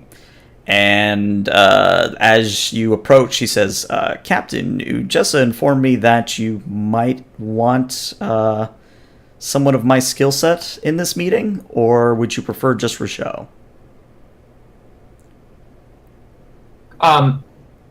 Rochelle, if you could get everyone seated, see if they want any tea. I'm going to take Hylong aside. Okay. So we'll say that, Rochelle, unless you decide to lead them on a tour of the ship, you get them into the conference room. Well, I'll put the question to them. I'll ask if they would like a tour as the captain's getting settled or sorting out whatever he needs to sort out. No, Ensign, but I would appreciate a cream soda if possible. Right away, sir. I will get the captain a cream soda. And, what was Jackie's rank? She was a lieutenant commander. And for you, Lieutenant Commander? I am fine, thank you. Absolutely. I'm a little puzzled at the request. Chief Hylong, what exactly skill set are you referring to? Well, this isn't widely known among the crew. Really, the only reason that Ujessa knows is we kind of got into a spat, as we're wont to do. I have some knowledge of temporal mechanics that most of the crew, to my knowledge, does not have. I just know that apparently, based on what Ujessa has told me, that we might have visitors from the future. That appears to be the likeliest possibility. Your assistance will be greatly valued. Let's go into the meeting. Of course, Captain. Thank you. So Hylong steps in before the captain, so that way the captain is the last one in. And, by this point, Rochelle, you've gotten the Captain Gillius, you've gotten him his cream soda, and everyone's more or less seated at this point. Yeah. I'll go over to the replicator, ask for some Tarkalian tea, and then join everyone at the table. Okay. And Rochelle will have the girliest Ractigino possible. All right. Just whipped cream on that thing. Yeah. Pumpkin spice Rappuccino. Absolutely. He is basic. Love it. All right. So I guess the main question is, who speaks first? I want to hear them. Okay. So Gilios takes a swig of the cream soda and says, even though it's replicated, this is some good stuff. But perhaps to business. And he sets the cream soda down and kind of leans forward on the table and steeples his fingers. And he says, I believe I can tell you that our arrival here in system was unexpected. We were using a form of propulsion that is not yet known in your time period, and due to a surge from the equipment on board our ship, known as a chronoton integrator, we were knocked out of I guess you could call it a tunnel that we travel through using this specific technology. As a result, as I said, most of our systems have been damaged. My chief engineer tells me that in order to get the Hypatia back in working order, we'll need approximately 3 days. However, a main part of that process will be to acquire fresh dilithium, as our dilithium articulation frame and the main crystal have been completely destroyed. Is that why you came to this system on Ghoster Power? Well, no, Captain. What I mean to say is that the anomaly, based on the little we can gather ourselves, is what brought us here. That the issue with the chronoton integrators is, along with the unusual form of propulsion, is what caused this rift to form and us to fall through it. Well, I think you were very lucky because we're in this system because our long-range scans detected dilithium deposits. He kind of smiles in that and says, fate does have a strange hand in things at times. I have a question, if you don't mind. He looks over to according Michelle and, Okay. From your perspective, how long has it been since the incident occurred aboard your ship? Approximately 30 minutes. 30 minutes, because we found what I believe to be one of your probes crashed on the planet. What was it, Hell 3? Hell 4. Hell 2? Hell 4? Crashed on the planet we've dubbed Hell 4, and it has been there approximately a week. And at this, almost at the same time, Jackie and Hylong will both say, temporal anomalies. Well, it's possible Fair. that, Risho, it's possible that this is just a time dilation, that from their perspective it has been less time than it would have been for the probes. No, certainly. I was just trying to figure out a baseline of knowledge so that we can render any assistance possible, Captain. As he says, we are willing to offer any assistance you require or may allow. To know the temporal time, the Temporal Prime Directive is in play. Gilios thinks for a moment. He says, I believe, given the circumstances, that your assistance in this matter would be greatly appreciated. I can say almost immediately in regards to the dilithium that we are not in a position ourselves to scan the system for the dilithium. In addition, even though we have a crew complement of 750, and we are managing what casualties we have, it might be good if you can lend your sickbay to help us treat some of the wounded. Absolutely. How many are wounded? How many wounded do you have? He looks at Jackie, and Jackie kind of coughs and says, approximately 100 individuals suffered minor injuries. Several, in addition to that, approximately 3 or 4, are sporting broken ribs, broken bones. Only one was seriously injured during the transition, and he is currently in surgery, to the best of my knowledge.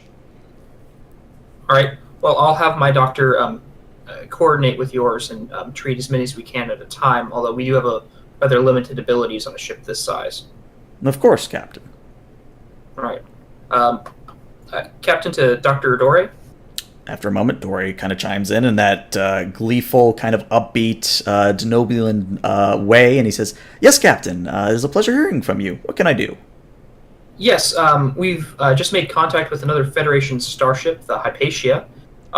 They're going to be sending over some patients for you to help assist them. They have about 100 wounded. Do whatever you can, and please cooperate with their doctors to make sure everyone gets treated. Of course. Captain, should I have security present for this?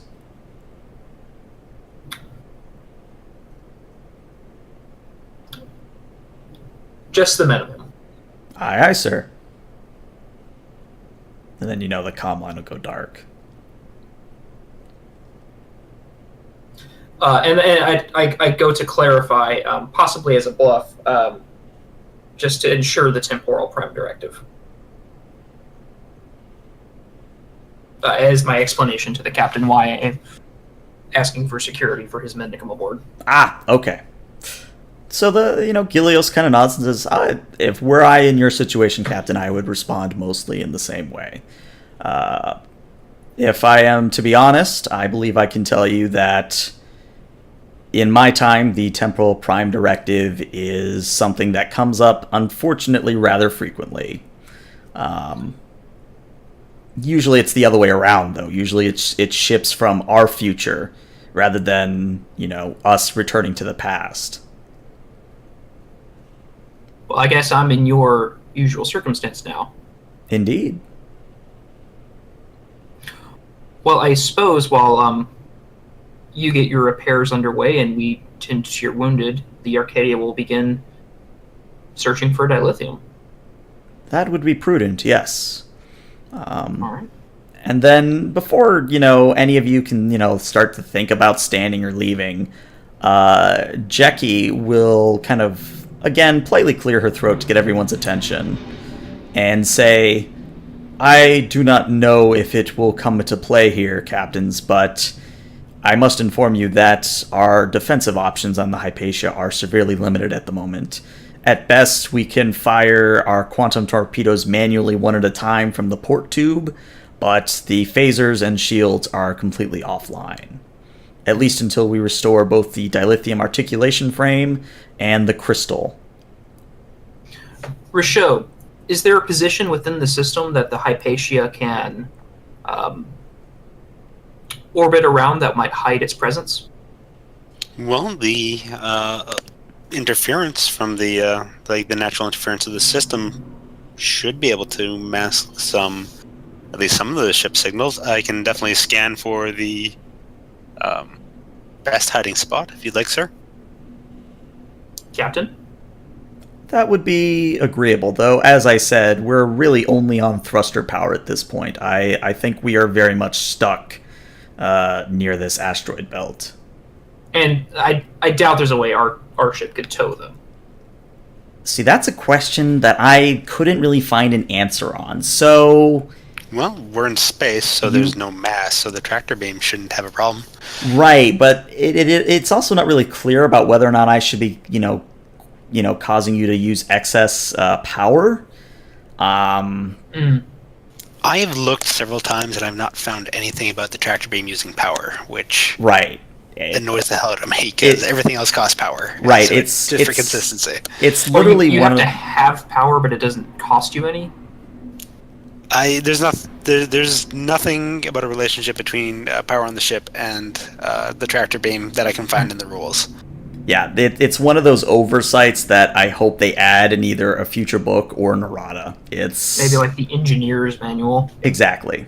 So I will say, out of character, towing is certainly an option, but I will remind you that the asteroid field itself kind of sits in almost like the eye of the storm of the electromagnetic eddies in system.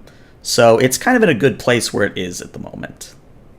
Okay. I suppose towing it would put it in some risk as well. Okay. All right. We aren't expecting any trouble. I don't know if you are. I know you can't tell us much, but that would be pertinent to the situation. However, we should say that we have had some issues with Orions in the system, but none for 2 weeks.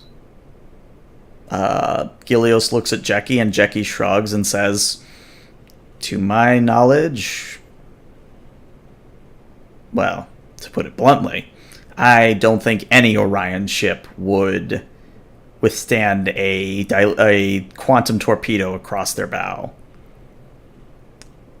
Well, fair enough. And hopefully there's no one coming for you through that wormhole. To this, Gilios frowns, and there's a good long pause before he finally manages to work out, without getting into details about the tunnel, I can safely say that no one should be following us in. All right, I need an insight on that. Okay. I have to check that. I guess that would be an insight plus command? That would be or insight plus security. Yeah, that or insight plus one of the two. I mean, my command is one better, but I can do either. Let's do command. And I'll say that this is at a difficulty of 2. All right. I'm going to use 1 momentum since we have 5. Okay. If that's all right with everyone. Yep.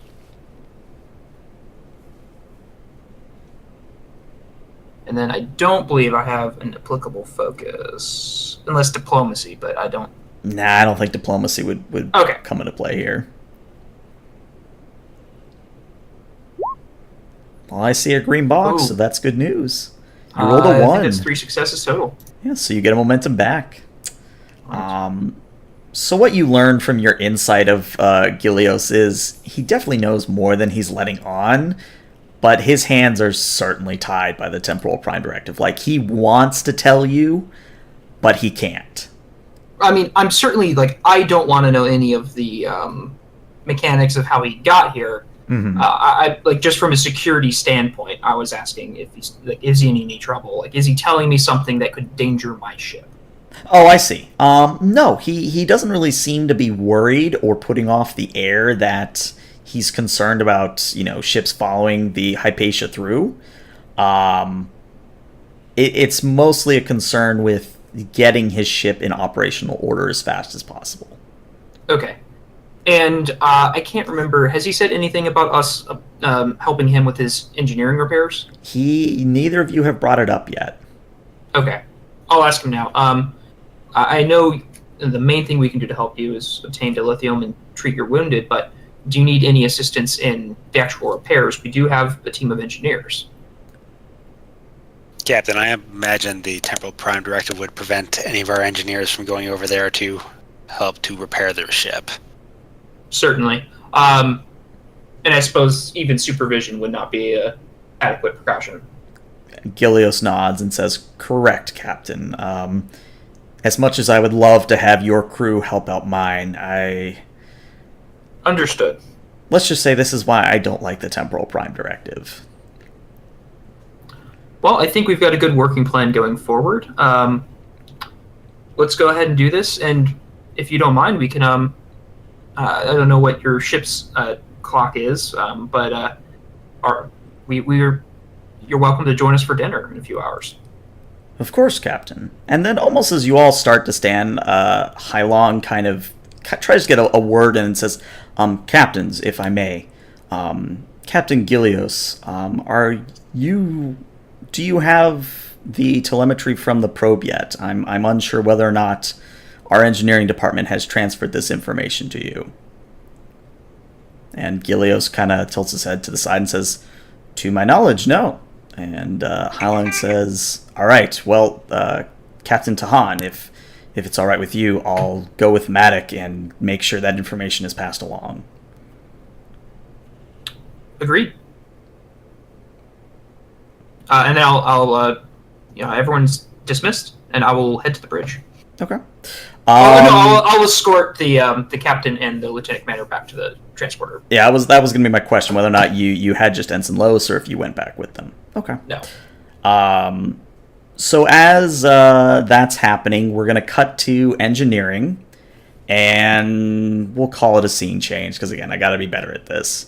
Sure. So, Matic, you are, still working on the probe at this point. And Chief Hylong walks in and comes right up to you and says, "We need to prepare this probe for transport to the Hypatia as soon as possible. How much information were you able to gather?"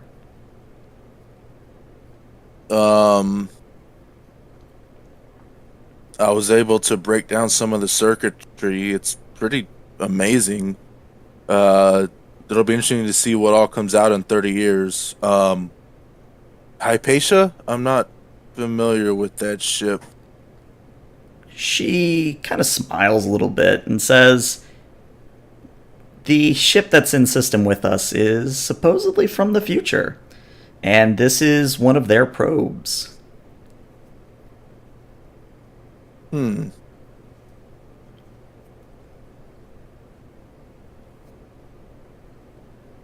Hey, Alon, you're a stickler for the rules. So Alon is below a table and stands up and hits his head and then comes up and he says, "Yes, yeah. What do you need?" Is there any loopholes or any certain things, like if they needed extra assistance, there's a way we could get onto their ship to help them out? If I am up to date on the Temporal Prime Directive, we are not able to really provide any manual assistance to their crew. Really, we probably should go ahead and get rid of this probe as soon as possible. The longer that it is in our care, the greater chance that the Temporal Prime Directive will be violated. All right.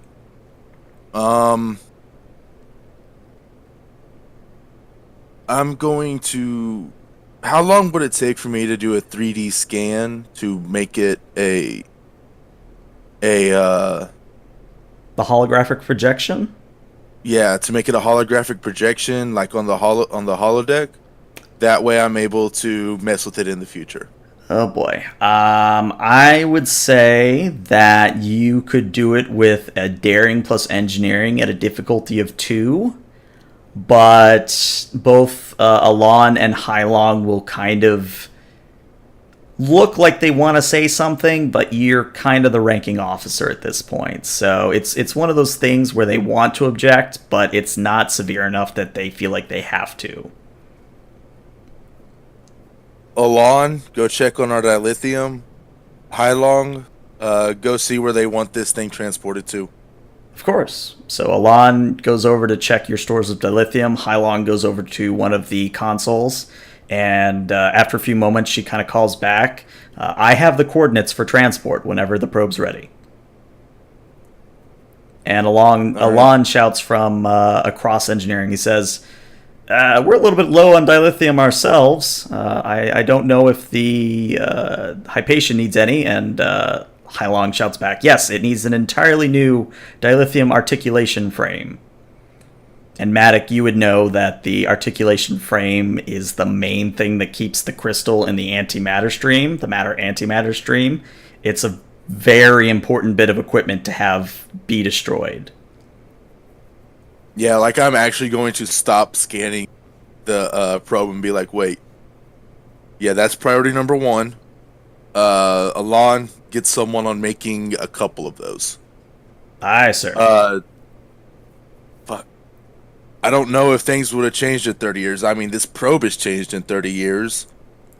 Get in contact with the Hypatia, I guess, and try to get with their chief engineer and see if they're still using the same matrix or not.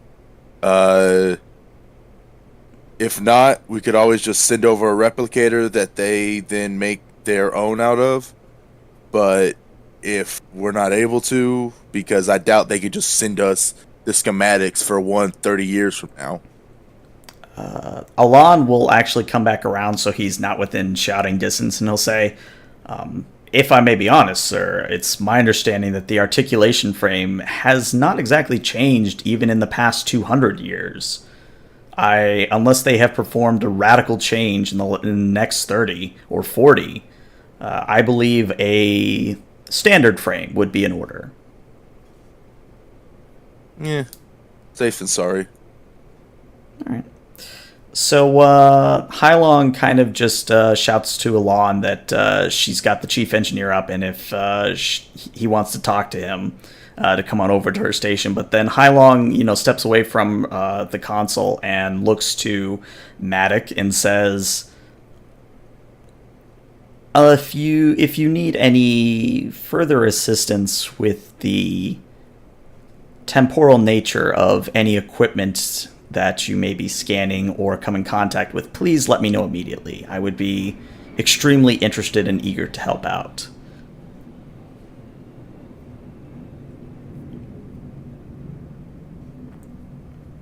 Yeah, Chief, you got it. So she smiles, and then, unless you stop her, she'll probably return to stellar cartography for the time being. Where did they want it transported to? The probe, they'll give you the coordinates for one of their cargo bays. And since you brought it up, they will in fact confirm Alon's suspicions that a standard articulation frame would be perfectly fine. Is there any way for me to know... I actually want to belay this transport. Okay. That would be up to one of the crew members present to inform you the transport is taking place. But Matic... if I can explain my reasoning, I think I might have sent a warning that I want to check one thing before sending this over. Okay, yeah, let's deal with yours first. What is this warning? So, I just want to see... I want to measure the time dilation to see if it checks out that what was 30 minutes for them was a week on the planet, and I think this should be measurable. Because if it doesn't match, then I don't think this probe belongs to them. Okay. That is probably a fair warning. So, Matic, as you're trying to get a scan of the probe, a holographic type scan, unfortunately the probe's too complex, and your scanners aren't really penetrating, or it's also a matter of the fact that since the systems have been damaged, it's hard to really get a good, pull away system, like how Cisco had that one Bajoran artifact that he could mess with. It's you're just not able to get a good enough reading to replicate something on that scale. But at the same time, as you're doing this, you would get the message from the captain to perform such a inquiry.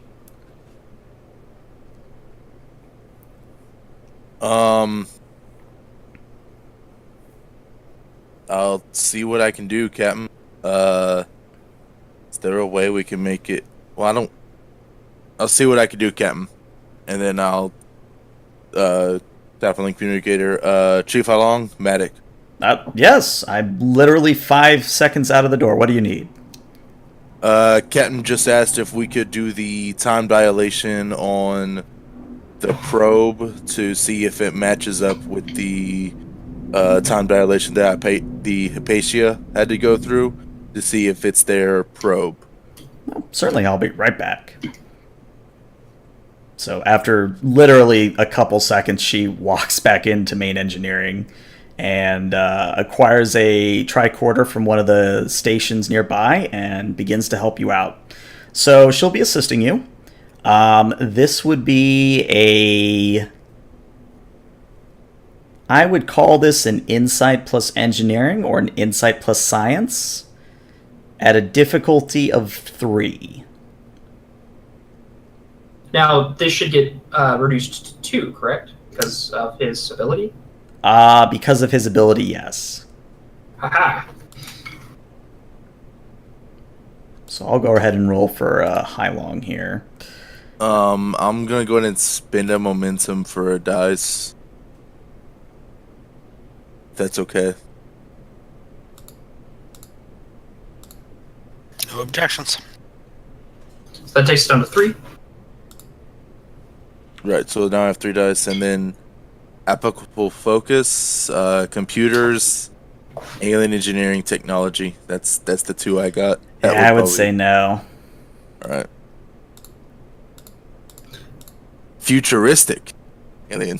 Yeah, I would say if it was future stuff, I would say maybe. Does Chief Hylong have a focus? Hey!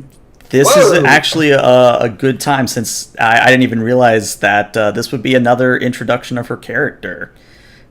So let's pull up those rules. So you can give her an additional focus as part of her being introduced again. And I was going to say that that focus was indeed going to be quantum mechanics. So that would apply here. Cool. All right, well, let's see what she rolls. She rolls a complication. Oh, boy. Let me quickly note that her sheet's changed. All right. So Hylong will kind of frown as she tries to get her tricorder to work, but it's almost as if the tricorder overloads in her hand and she has to drop it. And she says, "Okay, that just happened." Wait, is spending momentum to get rid of a complication a thing? I believe you can give me 2 threat to ignore it. We can also spend 2 momentum to ignore a complication. Yeah. Yeah. Do you think that's going to be worth it? Nah, But for this, I'd say keep it. All right. But I think we gained 2 off this, right? Because it was difficulty 2. He got 4 success. Yeah, you got an additional success, so yes, you would get a... oh, no, you would get 2 momentum if I read that right. Yeah. Okay. All right. Very nice. Yeah. So Hylong's scan is useless, but Matic, you don't even need her help. You very quickly confirm that even though the time dilation effect is obviously different for each anomaly and each actor involved, what Gallius has, or Gilios, sorry, what Captain Gilios has communicated to the captain and then Tahan has communicated to you, it seems to match up. You're pretty sure that it is fairly probable that this week on the planet could match up with the Hypatia's timeline. All right.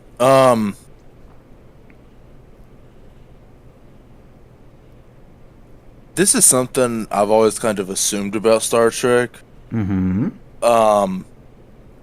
Like whenever the Enterprise sets out a probe, wouldn't you always be able to tell, oh, hey, it was the Enterprise D that put this probe down? Like, wouldn't the probes be attached to a specific ship? Like, couldn't you figure that out? It's a fair question. Because I know that in some cases, yes, the probes were shown with the Enterprise D markings on it. I'm going to say in this instance, it's just general Starfleet markings. It does not specifically say the Hypatia on it. Those general markings, are they a planet with a sword? No. No, they are. It is not a planet with a sword. It is the standard Starfleet insignia as far as your universe is concerned. Probably just a little bit fancier. Like they've done something to the logo in the future to make it look a little bit, futuristic. And I think, though, by this time, the Terran Empire doesn't exist anymore. Yeah, I suppose it it's doesn't. But if they're 30, 40 years into the future, who knows what that timeline's up to? bunch of nonsense is what they're up to. Yeah. Anyways. So yeah, Matic, you do learn that. Alright. Captain Matic? Yes. Everything seems to check out, Cap. There's nothing that would make me doubt this not being the Hypatia's probe. That's good to hear. Well, whenever you're ready to send it back, you may do so. And then I'll just... So, are we transporting with our transporters, or are they just locking onto it? They're providing coordinates. They currently do not have transporters online. Okay. Now I remember why I asked about why I was asking about lithium. I'm going to ask Alon, do we have enough to send over the frame and some extra crystals or extra dilithium to try to get some of their systems working again? Unfortunately not, sir. We are definitely going to need some extra dilithium. Damn. Alright.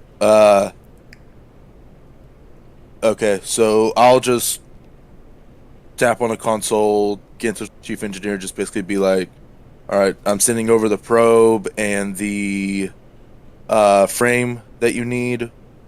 We don't have any dilithium to spare.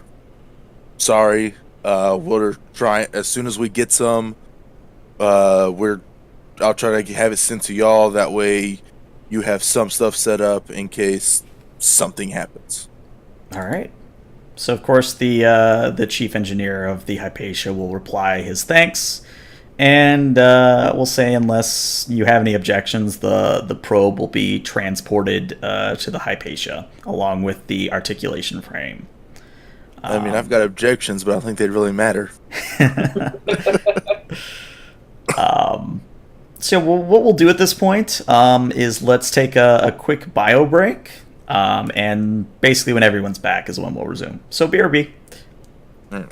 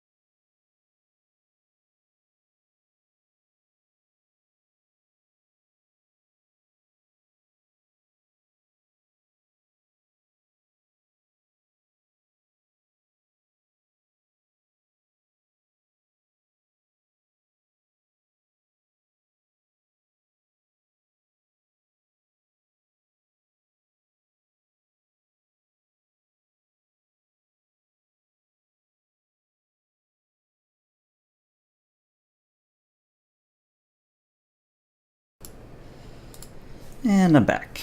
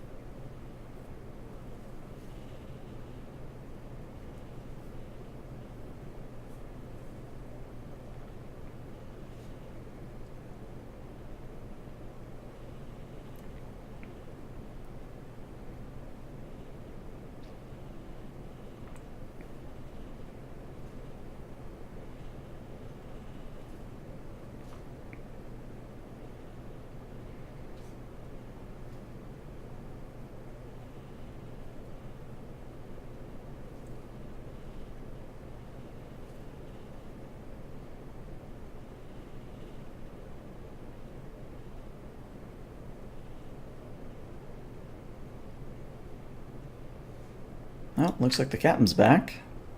Aye. Matic and Rochelle, are you guys back yet? Here.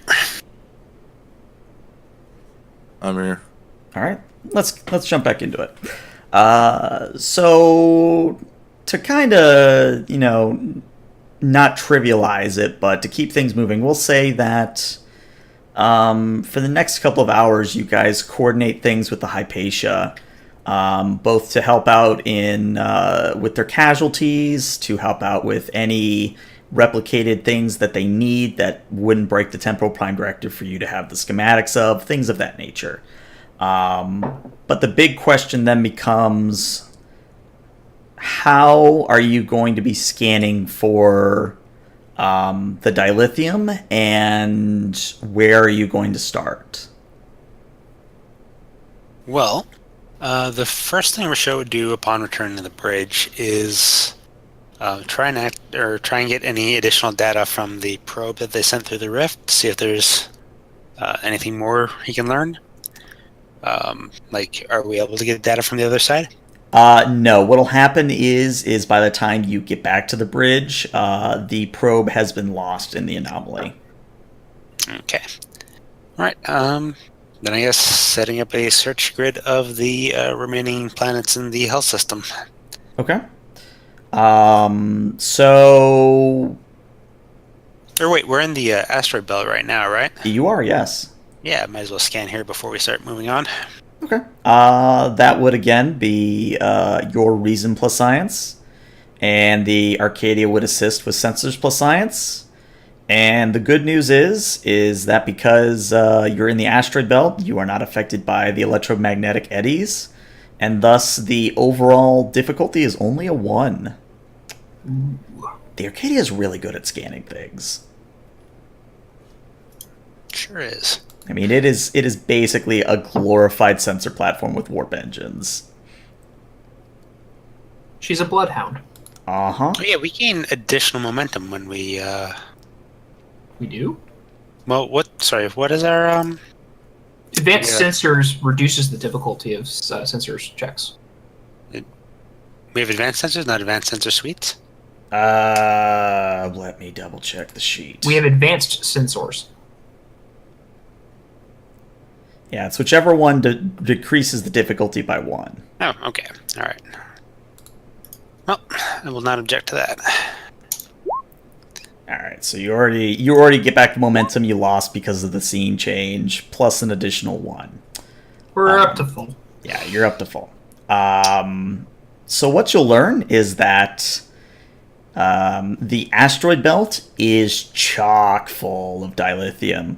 Almost every other rock in the belt is just a mining engineer's wet dream.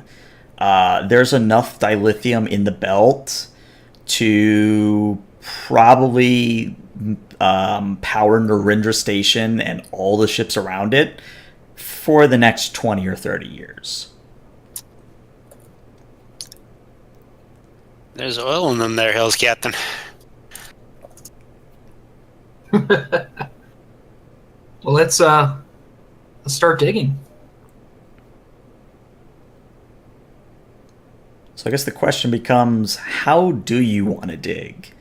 In order to get enough dilithium for a starship, you only need probably a soccer ball sized crystal, even for a ship as big as the Hypatia. But it certainly wouldn't hurt to get more, both for the Hypatia and for yourselves. I'll just ask them how much they require. They would be... Gilios will basically say whatever you can manage would be fine. All right. Well, the pickings are not small. How much can we safely keep aboard the ship for reserves? Yeah, that's the key thing. I would say that you would be able to keep 2 spare crystals for yourself. I guess I get to work on grabbing 6 crystals. 3 for us, 3 for the Hypatia. Okay. Set up our Mass Effect mining game. Yeah. Hopefully it won't be that tedious. Oh, I love that mining game. Just so relaxing. Yeah. Life. I don't know. I thought it was good for the first couple times, but when since I'm a completionist at heart, I did every single planet, and it just... Oh, you're not the only one. Yeah, it... No, you are not the only one. Oh, no, not at all. Yeah, it... After, like, the 50th planet, I'm just like, Now, that is, like, the one thing I was willing to cheat on in Mass Effect. Like, where are all the silly little things? I'll go grab them. Right. I don't need to happen upon those. You can tell me where those are. Yeah, I probably should have done the same. Anyways. That's as long as we're not driving around on a planet with the Mako. Oh, even better. I love the Mako. Oh no, that was just bad. It has its own gravity. Everything is awful. I should come up with a Mako for this game. Anyway, before we get too far off track. I would love it. You get that Nemesis Dune buggy? Yeah, you get a Nemesis Doom buggy, whatever that's actually called. It's called the "We Need a Thing to Put Data's Body Parts in" for Yup. this scene. So I guess the question becomes, how are you going to go about getting the crystals in question? If you need ideas, Ujessa can certainly bring some up in character, but I'm curious as to if you have any up front. Well, we do have some worker bees on the ship, right? You do? Ooh. We could... I don't know if those can be used for mining operations, but that would be my first guess that they are. Maybe we could equip some with a mining loadout, and I'm not sure who would be best suited if we want to do it as characters or as support characters. But yeah, that would be my first guess. How large are the asteroids? They vary in size from just your standard... Like, think, I forget the quote-unquote moons that orbit Mars. Is it Deimos and... Oh, God, I don't know. Yeah, I forget the other one. So they range from, like, Mars, quote-unquote, moon size to actual big, old, giant rocks that are, bigger than... Not as bigger than the Hypatia, but probably about the same... width, so like 200 meters big. There's some pretty big rocks out there, but there's also very many small ones. Phobos and Deimos, thank you. I was gonna bother me. That was right. We could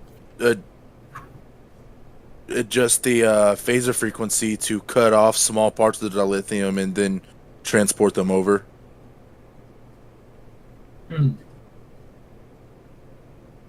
Which is more efficient, the worker bees or the phaser? Or we could just short a torpedo into an asteroid. That would probably be a bad idea. I would say even in character, that shooting a dilithium moon with a torpedo would cause a chain reaction and bad things would happen. Wait, these are like moons of the size of... Well, not like moons, but you get the idea. Whew. This is a gold mine. All this time we were looking for dilithium, and all we had to do was look out the window. Mm-hmm. I like the worker bee idea. It'd be cool to see those things doing something other than build star. All right. Ujessa will bring up... Yeah. Ujessa will bring up an additional thing as you all are kind of workshopping this on the bridge, and she'll say, Captain, it might be more prudent, although it is your decision, of course, it might be prudent just to send down an away team in Evo suits. They could gather the materials about as fast as the worker bees, and it might be a bit easier to acquire a certain shape of crystal. No, you're right. That's what we will do. All right. So the question then becomes, who are you going to send down in an away team to do this? Well, Ensign Los is having a great day. And he's still on his duty shift. All right. Anyone else? Yeah, Rochelle will volunteer. Okay. He hasn't done any Evo suits since the Academy, which I guess was pretty recently. And does Sergeant Ujessa want to come along? Ujessa will look like she wants to say yes, but then says, no, I do not appreciate Evo suits. What? What's wrong Matic. with Evo suits? Your Federation ones are too restricting. Okay. What if we send this, who's this? Manteau Rouge? Manteau Rouge, yes, that would be... Our Arcatian shirt of indiscriminate color. Yeah, you could certainly send him along. Just a couple of supporting characters, maybe? Yeah. So that would be 2 security personnel for 1 Rochelle. Matic would volunteer just because he could fix whatever was wrong, and then And you'll be able to identify what's really needed. right. Guess Alon could come too, or what's this here?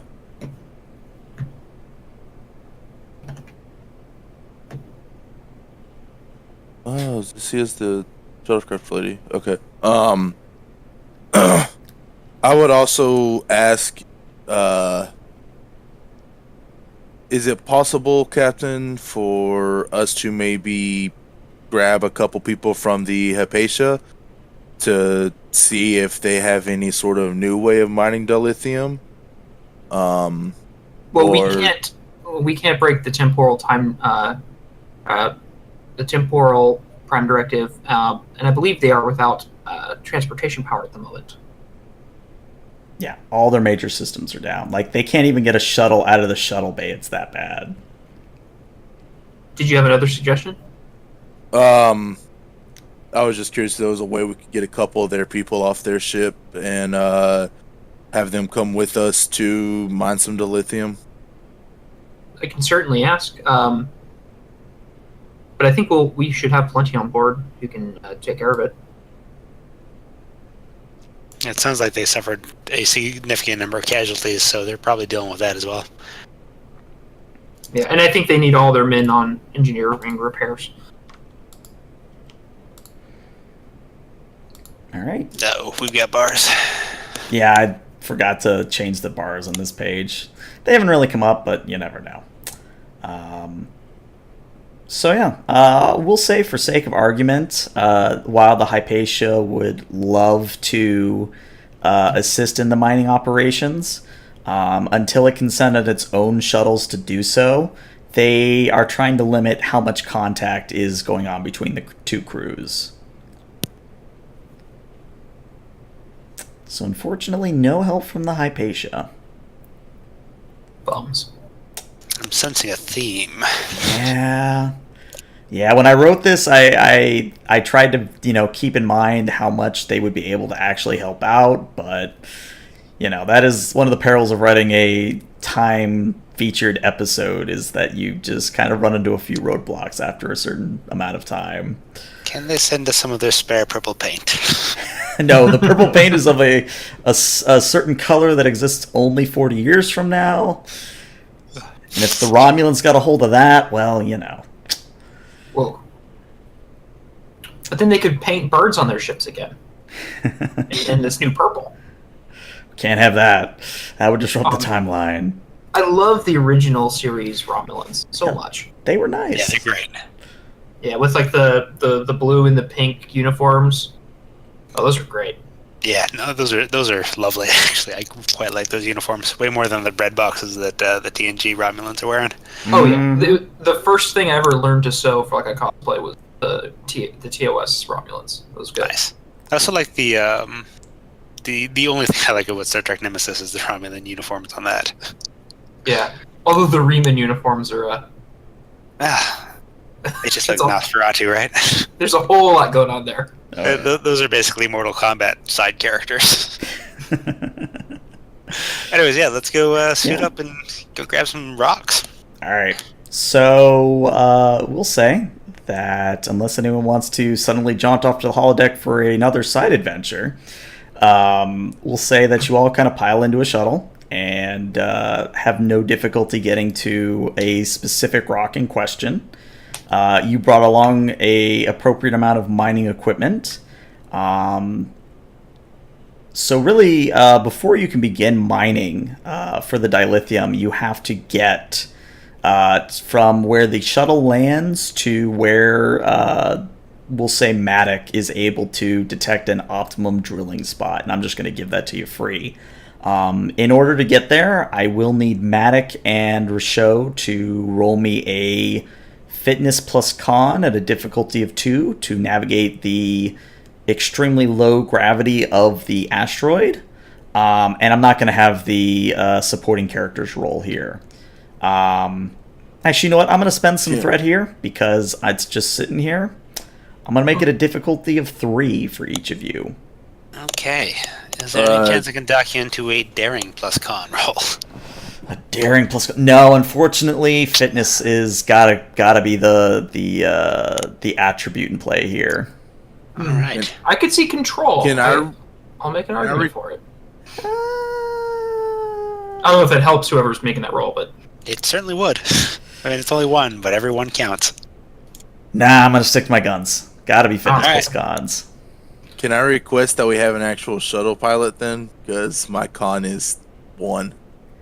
Well, yeah, I mean, you would have had a shuttle pilot, but this is more you as a person in an Evo suit getting from point A to point B. So we do have okay. this 6 momentum to spend. How do you feel about bumping each of our rolls up by 2? I'll use all 6 of it?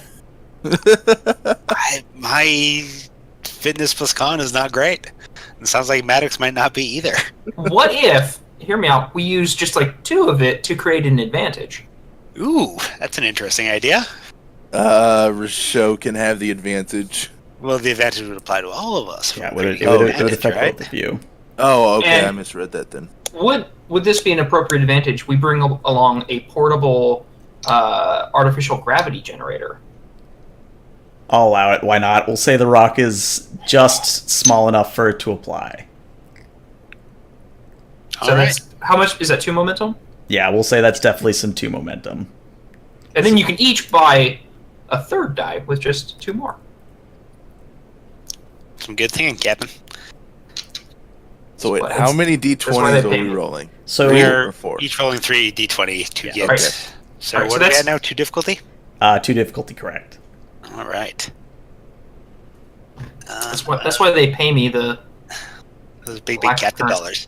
dollars. the lack of currency dollars. Yeah. Yeah. They give you some form you of get the credits, latinum. right? You get a stipend. Yeah, you get latinum. Yeah, I have no focus. Yeah, I'm really trying to work Hey! it, and nothing is happening for me. So So Matic, I'm looking at him like, I could use the hand phasers and then propel myself using it, right? I don't think phases work that way. I don't think don't- they do. Wait. I mean, no, they would have to. They'd have to provide at least a little bit of thrust because Yeah, of physics. Not nearly as much as that's not how you're using it though. Like just because you know how to use a phaser doesn't mean you know how to propel it. Anyways, dumb roll But and it's fail real one of bad. my focuses, though. He's replaced the thruster controls on his suit with the controls of the phaser. Yeah, no, let's just have we'll strap a bunch of phasers to the suit. His suit has 2 steading stun and kill. All right.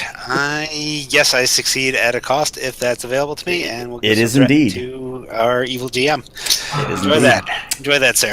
So No, a very benevolent GM. yeah, Why'd you I roll 2? watching Shield of Tomorrow. They spend way more threat than I do, and I'm just sitting here guilty. Like, should I spend more? Anyway, No. I was uh, real salty with my spending threat last time. yeah. Richaud only rolled 2 d20s. Did Oh, he? I did indeed. All right. Oh, well, maybe you don't even Nice. need to succeed at cost. Come on. Come on, 20. I know that's bad. Bam. One off. Still, Oh, just one One too off. high. One off. Oh, that's fitting. So here's what All happens. Is Ensign Los and Ensign Rouge and Lieutenant Matic. This is like not even day at the academy kind of thing. Like, you are used to this low gravity environment. The Evo suits aren't restricting you. You bound across the surface of the asteroid like it is a glorified like Earth Moon kind of surface. Richaud, you got some difficulties going on. You lag behind the others as you kind of wobble and more or less almost like flip over yourself a few times as you try to keep up with them. So I'll say that you do eventually catch up to them, but it will cost an interval of time. Okay. I believe both Matic and I have untapped potential, so we can re-roll for that to at least try and gain some momentum back. Okay. Ooh. Let's just hope we don't roll effects. It's just a single challenge die? Effect. Alright, well, enjoy your threats there. Do we get the momentum, though, with the effect? Yeah, we do. Okay. Yeah, so you guys get back 2 momentum, but I also get a couple threat. Just Maybe it's just 1. Yeah, I think it's just 1. All right. It is just the one. So eventually, everyone on the away team comes around a pocket mark in the asteroid, and Matic, you are able to determine that right in the middle of this small crater is a good place to start drilling. So you set up the mining equipment and get to the actual task. At this, I would say the actual drilling is going to be a control plus science at a difficulty of 4. But you can assist one another with this. Is there a way that I can, I guess overpower would be the wrong word, but like increase the efficiency of the mining equipment? I'm going to say no in this instance because it's like handheld mining equipment. Like if you are on a worker bee and equipping it for mining operation, I might allow it, but since you're doing it by hand, there's not too much you can do. Unless you have a really good argument, which I would be happy to listen to.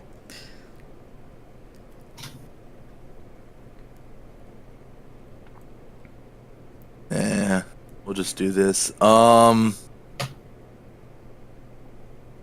right. What about spending some determination to get some automatic successes in there? That would require a value to come into play. Are we doing an extended task right now? You're doing a timed challenge. Oh, okay. So basically, I'm keeping track of how many intervals of time it's taking you to do this kind of a thing. I'm not in this scene, but question: the registry of the Hypatia, is it NCC or is it NX? It is NCC 92601. You almost said 90601. No, I actually, that is if after this you decide to go on memory beta and look up the Hypatia, it's an actual ship. So. Oh, okay, cool. Is it a Star Trek Online thing? Mm-hmm. That looks like it. Well, I think that model ship is actually in the novels. I believe Ezra Dax commands one. Oh, Might cool. be. It's been a while since I've read any Oh, you know, novel. I actually was coming across one of those things today. Yeah, I think I've seen this ship like today. That's crazy. It's a real ugly ship. Yeah. Of course. Anyway, so are you going to try to spend determination? If so, what would be the value? Well, I can definitely try and spend determination, or am I assisting?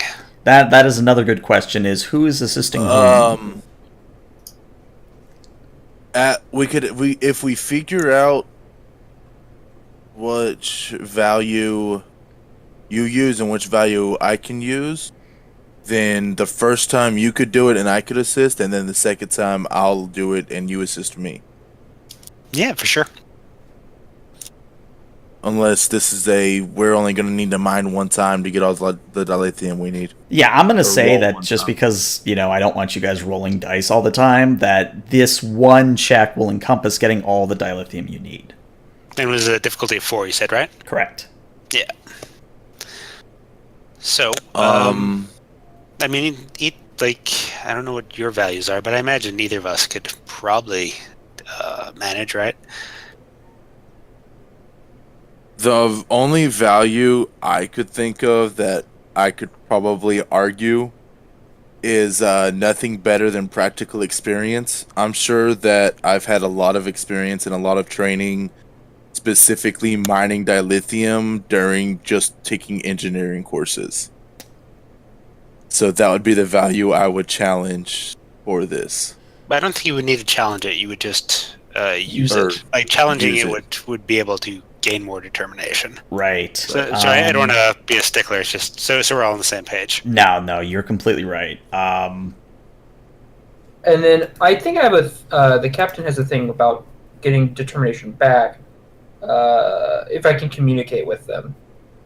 I somehow doubt you're personally going to be monitoring our dilithium. No, I mining. probably wouldn't be. It's entirely up to you, but yeah. Okay, so values for Risho, I would say either eager to prove himself, which is nice and vague, Mm-hmm. or serving in Starfleet is a family tradition, and so he's very much, he sees another Starfleet ship, he wants to help out, Mm-hmm. so he can draw on that as inspiration. So either of those, I would argue for. So here's what I'm going to do. I'm going to allow it for both of you, but I am going to spend some threat. In fact, I'm going to spend 4 threat. So not only am I going to increase the complication range, I'm also going to make the difficulty as a 5. Woof. Okay. And so complication range is now 17. No, I believe 16. it's not even that much. Because I think it, again, I might be wrong on this, but it's 1 threat per increasing of the range. Sorry. Yeah. Oh, 18. Yeah, it would be 18 to 20 would be a Okay. complication. Okay. Sorry, Yeah. I was confusing the difficulty with the complication range. Nah, it's an easy enough mistake. They're both from 0 to 5, so... Well, we've got 5 more momentum if you guys need to use it. Yeah. We're at 5 momentum? Yeah, I lost track somewhere. Okay, cool. I mean that's what I have. Oh, I hold have on. 4. No, I'm sorry. I've got us at 2. That was I pulled up Jero Loss's sheet, and that was from earlier in the campaign. So yeah, I've got us at 2. Is that including the 2 from Untapped Potential? No, it's not. So you're at 4. Yeah, so 4 is what I had. So okay, cool. Ignore me. Yeah. No, I use poker chips to move between the 2 piles. That's a good as idea. we're going on. Yeah. Okay, so are we both able to spend determination? You said, GM, or Yep. Like how are we? Okay. It's So- just a matter of who's 4 assisting automatic whom. successes. Yeah. You literally only what need would the one roll thing. be? It would be control plus science. Control science. That would be a 13 for me because I have 10 in control and 3 in science. What about you? 14 for Risho. I don't think I have any applicable focuses though. Is there any Yeah, I don't have advantages you guys can create, or because I think you guys at least each need 3 dice. Well, they only need the 1 more success between the 2 of them. Oh, I thought you Yeah. made the difficulty 5. It is. Yeah, But, like spending determination, we've got 4 automatic successes. yeah. Oh, between the 2 of you. I understand. Right.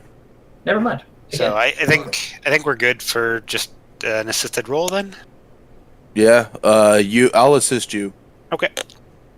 I'm So telling the- you where to mine because I'm in higher rank, so I don't have to do grunt work. Yeah, absolutely. Aye, sir. That was control plus science, correct? Correct. All right. So, I got the let's check success. your dice. You only rolled 1 d20.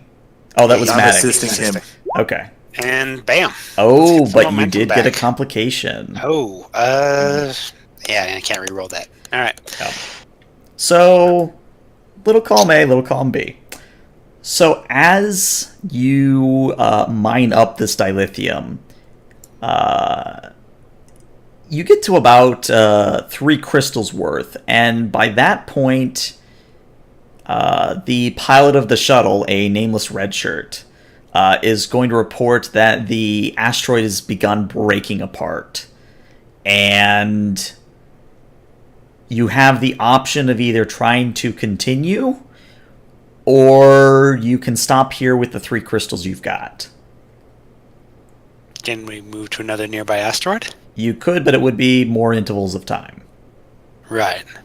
And are we on a time crunch? Like, I understand the Hypatia is kind of dead in the water right now, but... Well, you're on a time challenge for reasons which will reveal themselves at a later date. All right, understood. My sense of plot pacing is taking, I gotcha. Wonder if your oxygen consumption has anything to do with this. Now we got vacation with us, and he needs to take a nap because I sleep like 3/4 of the day. How many crystals do we need in total for both ships? Really, you only needed the one for the Hypatia. The extras were just for both the Hypatia's extra and for your own personal stores. So if we have 3,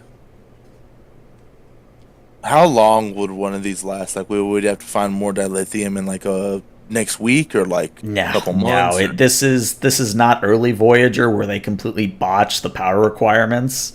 An extra crystal will keep you powered for, I'll say, probably 2 or 3 years. Oh, okay, yeah, we're good. We can leave. Oh yeah.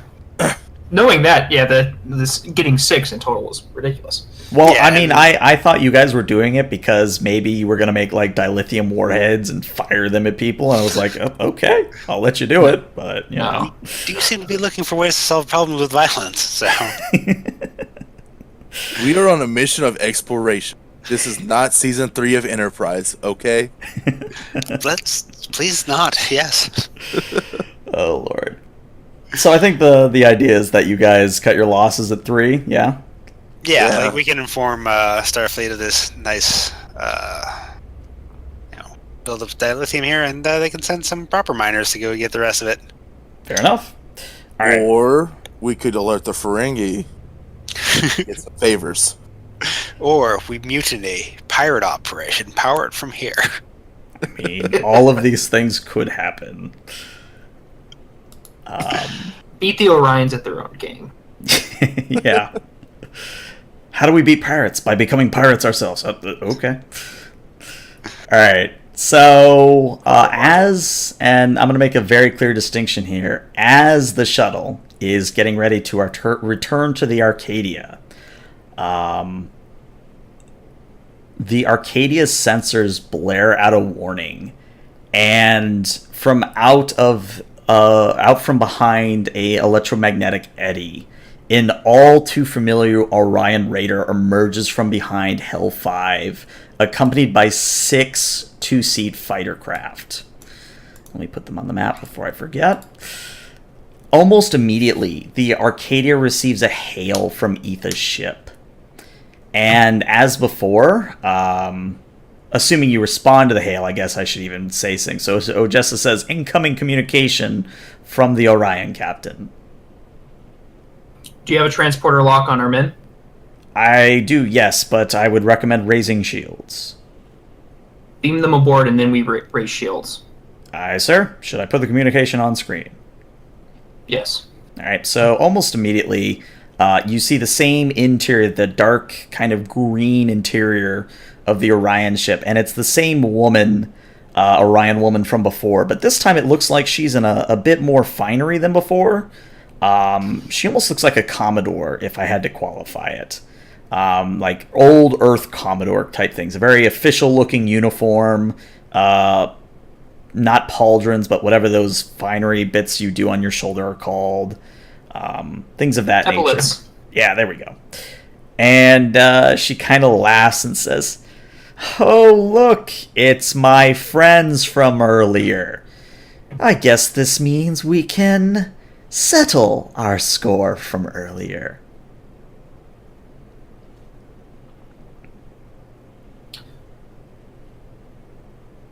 I just look expectantly. Okay. So she laughs again at your non-response. She says, "Oh, and don't think I haven't noticed your bigger ship there. If you're thinking about, I don't know, protecting that defenseless chunk of metal, think again." I'll just look over back to Sergeant Ujesa with the cut the line She does. face. All right. Is everyone aboard? Everyone's aboard at this point. As kind of an order of operations question, where is the getting the dilithium to the Hypatia come in line? So shields have got to come up at some point, and then the dilithium has to get beamed over at some point. So it's what comes first here. Installing the dilithium isn't just going to automatically make the Hypatia functioning, will it? It's not like an instant things, but it'll probably be like a couple minutes, and they'll have some semblance of power back. Okay. I'll give an order to Matic to try to get one of those over. Can. Okay. But otherwise, I would need everyone else to battle station. All right. So right before the shields go up, unless Matic decides to object or do anything else, Matic will send over one of the crystals to... Well, I guess I should ask, do you want to send one crystal or two crystals to the Hypatia? I'll let that up to be Matic's station. Yeah, I'm going to send over 2 crystals. Okay. Just go ahead and give him that second crystal, just in case something goes wrong. Okay. So you send over 2 crystals, and as soon as you're done with the transport, the shields go up. And as the Orion ships get closer, Ujesa reports, Captain, incoming communication from the Hypatia. On screen. So Gilios comes up on the screen and he says, Captain, if you don't mind, I'd like to reinforce the fact that we are the biggest, baddest ship in the area at the moment. Do you have a suggestion? Oh, I was thinking of firing a quantum torpedo across their bow. Fire it will. He nods at his lovely Cardassian tactical officer, and sure enough, you all detect a quantum torpedo soaring out towards the Orions.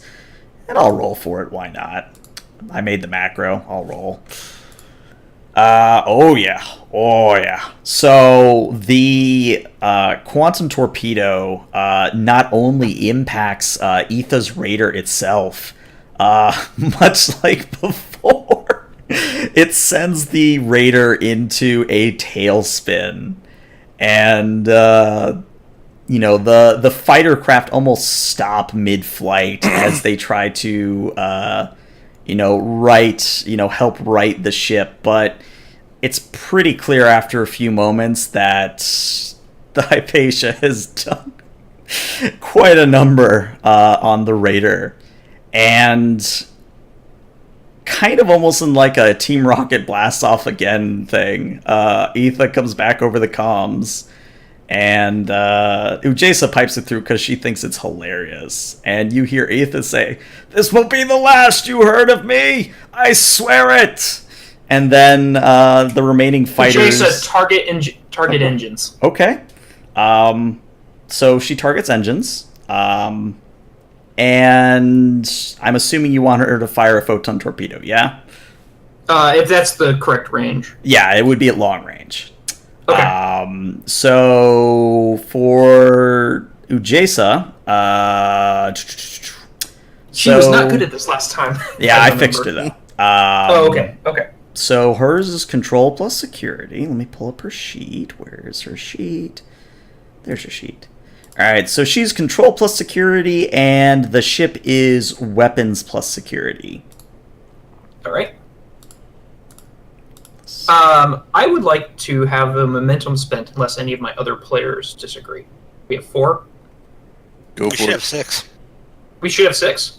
Yeah, because You super succeeded on the dilithium task. You just also got a Okay. competition. So yeah, let's use 1. Okay. Is So this she'll roll difficulty 3. 2? All right. Wait, it's difficulty.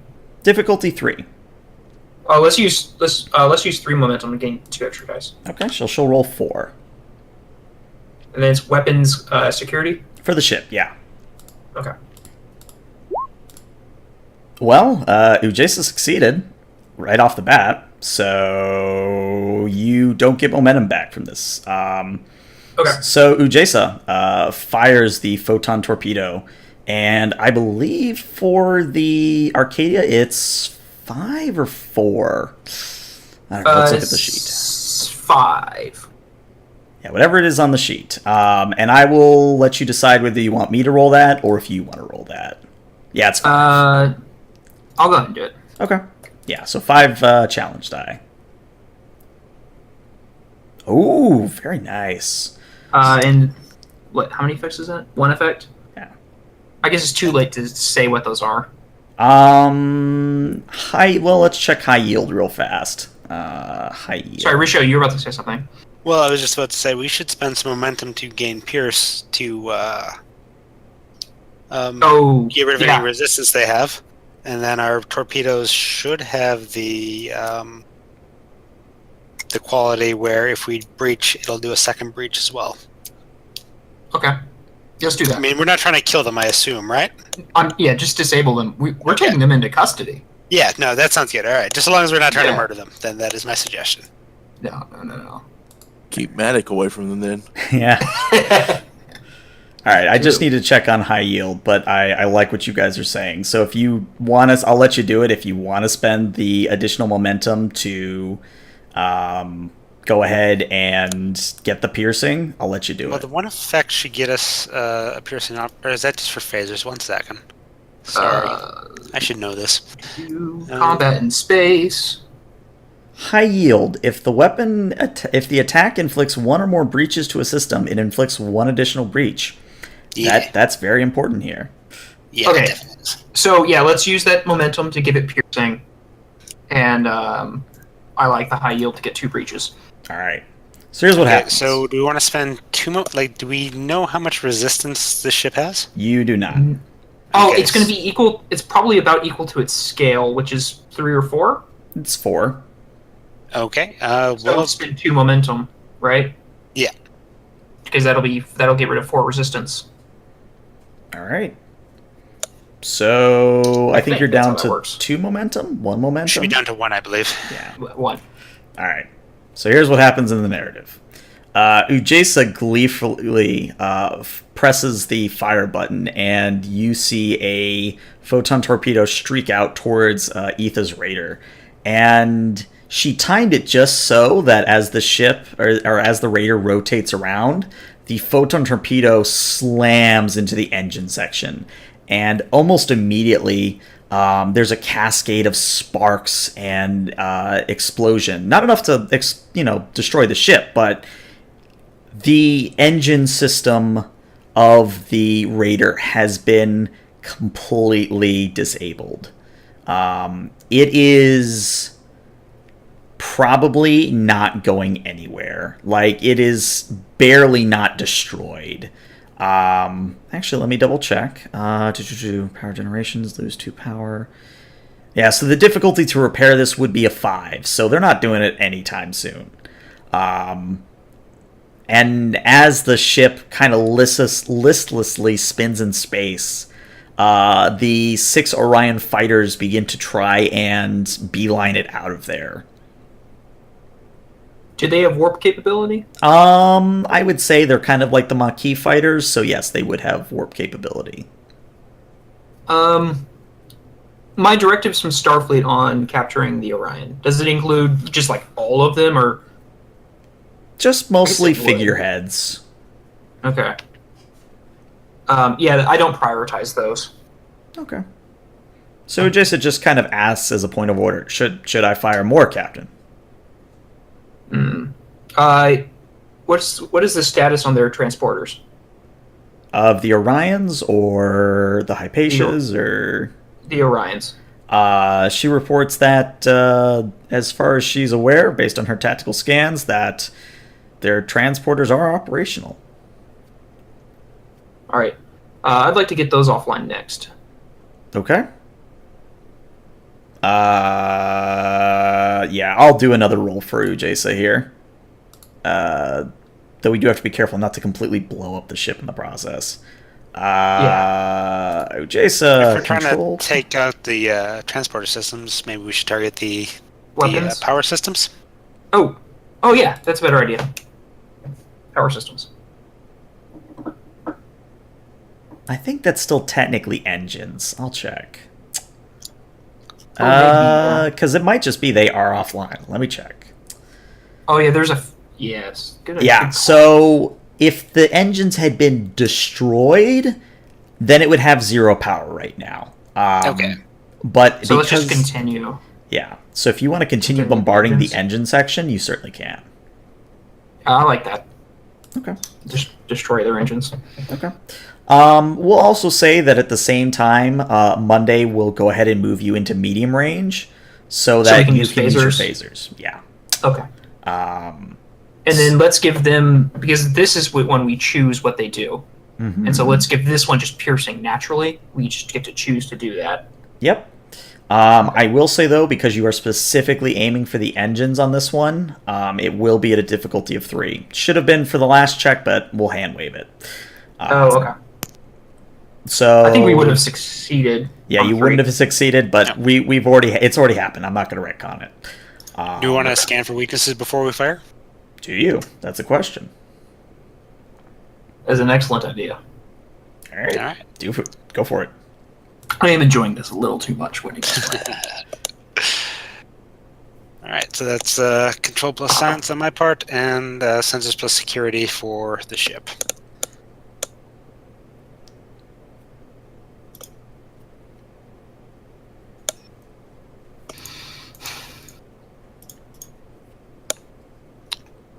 All right, so that's 2 successes for Rochelle, 0 successes for the ship. So that should be it's difficulty 1 to scan for weaknesses for each range category. So I guess that would be 2, seeing as they're at medium range, right? Mm-hmm. So that's a success. Okay. With no momentum gained. Yeah, with no momentum gained. So how much piercing does it get? So it gains 2 piercing, and if we spend any momentum to gain additional dice, it will inflict extra damage as well. Okay. And because it's versatile 2, it'll gain an additional 2 piercing. Is that correct? Or do we want intense? Oh, I forget the different modes. I would say probably you'd want the piercing here. Versatile gains us momentum. Is that what that does? Yeah. Okay. Yeah. So yeah, we just gain 2 momentum every time we hit with the phasers, which is No, it's because we're using an array. Yes. Ah, okay. I gotta see what that does.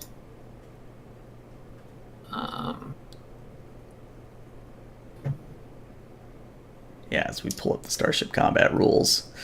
Looking through, I think it's after Starship Creation. Yeah, it starts on page 254.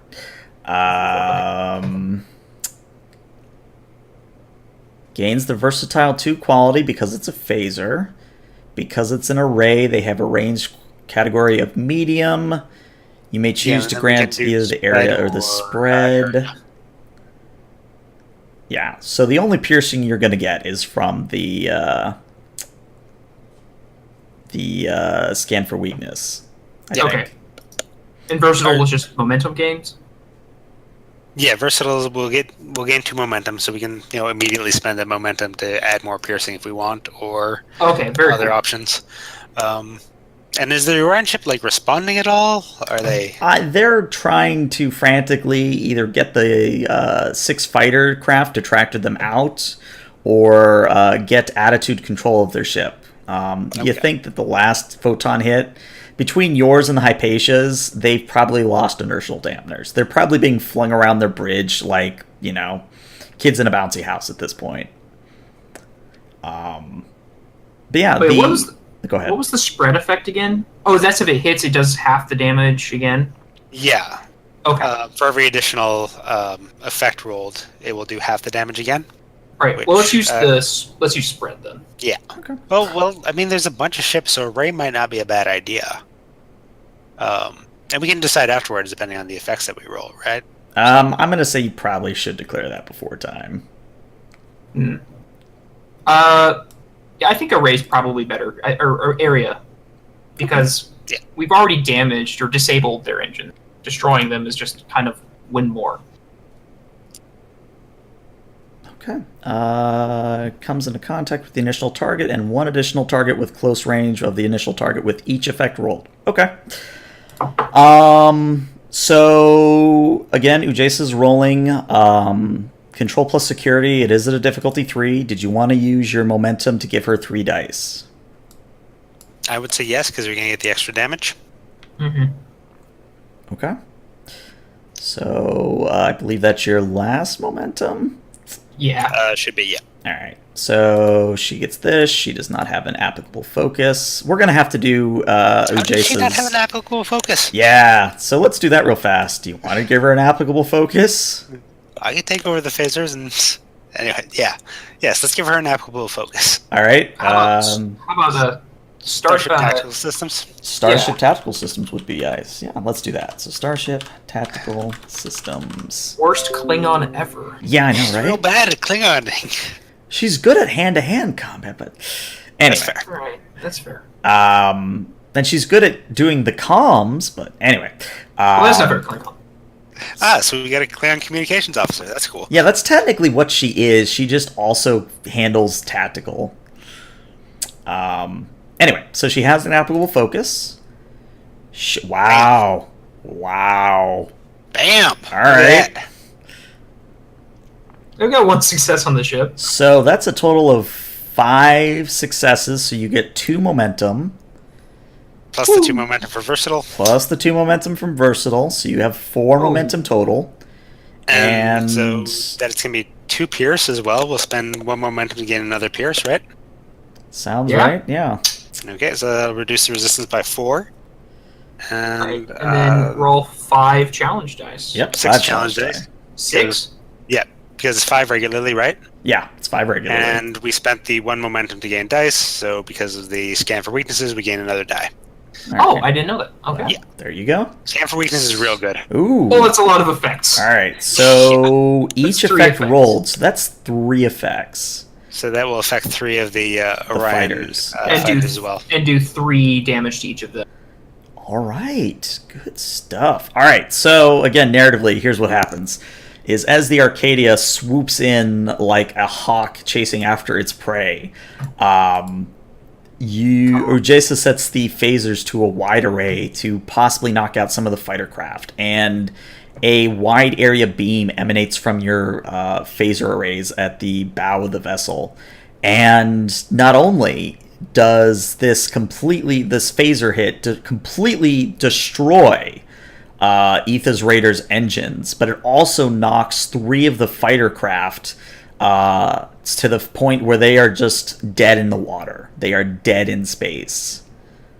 The other 3 fighter craft at this point are going to punch it out of the system. Like, they are done. They don't want anything to do with this.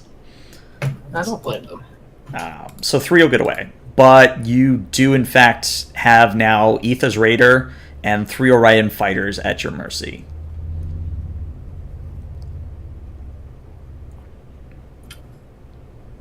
All right. Captain Tahan to security teams. I would like the cargo bay turned into an impromptu brig. So, since you only have the 1 cargo bay, and Right. I believe I had Otis on that. Let me check the map. Yeah, I think that's Otis that you'd have to call about that. Yeah, I you'd don't have think to. there's another. There's not a more suitable place, though, is there? Well, I mean, the problem is that on the Arcadia you only have the 1 brig room. Mm-hmm. So Which is for the captain. Yeah. So it's just a matter of how many prisoners you really want to take at this point. All. Does the Hypatia have room? The Hypatia does have room, but they're still undergoing repairs. Like, they're dead in the water for a little bit. Yeah, and I imagine they're not going to want to shuttle a bunch of Orion prisoners to a starbase with us. Like, they're probably going to want to get out of here ASAP, right? Yeah, that's Well- probably a safe bet. Let's start with the No, captain just- and transport her to our brig, Okay. and then go from there. All right. So, again, in the narrative, what'll happen is the security teams go over, do their thing, and one of them will report back, and you'll hear Etha in the background as he says this. The security individual in question will say, "We have their captain, sir." And in the background, Etha will shout, "And Sven will feast on your intestines. He will gut your families, and then..." God damn. We have now gagged her, sir. Sorry about that. Just get her to the brig. Thank you, Aye, Ensign. sir. And sure enough, after another couple minutes, Ensign Los reports that he now has a shiny new Commodore-clad Orion girl in his brig. Excellent. Make sure we have all the way teams scanned by the doctor just to check for some pheromones. Okay. And if we can, set off a force-fielded section around in cargo bay. As many prisoners as we can get, starting with the fighter pilots, just beam them straight off their ships. Okay. I would say that you could set up about... I mean, you could also stuff them into the brig with Etha, but I would say you could probably make room for about, I don't know, 10 or so additional Orion. Okay, and I'm assuming the away teams that boarded the Raider grabbed the bridge crew? Yeah, they grabbed the bridge group. So that's... Okay. There's 3 more Orion that were on the bridge. Well, I'll say 2 Orion plus a Gorn. Spicy. You then have the option of taking... Math. You then have the option of taking all of the fighter pilots, yeah. Okay. Do we have room in our... No, because we've just used the cargo bay as a brig. We don't have room to take on these fighters as like a... into our... Well, sorry. What about, as opposed to using the cargo bay as a brig, we have the officers' mess on the lowest deck, I believe. Could we set up that as an impromptu brig? As opposed to, like, the cargo bay? Checking the deck plan. Leave it on the starboard side, on the lowest deck. There's a room there that... Yes, so... That's the enlisted mess. They don't have anywhere else to eat. No. So the mess hall itself is on the same deck as the holodeck, and that's deck 2 or 3. What I think Rasho is thinking of is the lateral observation / conference lounge or the workout room. Either would be suitable for this. Yeah, let's use the workout room and the observation lounge. Okay. Well, what if we just put a jail in the holodeck and just put him in there? That could work too. I have options. Old West Jail. No. just make the room secure. Okay. Give them some beds. The Federation prison. All right. So, all said and done. I do like that idea, though. Yeah, to not wrap us up entirely, but to kind of wrap up this little bit of adventure, you get, in addition to Etha, you get 9 additional Orion. Okay. And as you do all this, eventually Chief Gilios from the Hypatia will try to reach the captain again. On screen? All right. Oh yeah, I'm on the bridge. Yeah, okay. So, Gilios comes over the comms and he says, well, I don't want to say that was disappointing, but that was some pretty good shooting on the part of our tactical officers. Agreed. My commendations to the lieutenant commander. And, behind him, Jackie kind of smiles but doesn't really say anything. And Gilios says, well, Captain, I would understand if you would need to leave the area at this point, but we're stuck here for the next couple of days at bare minimum. We would certainly appreciate the watch out in case anything bigger than a Orion Raider comes through.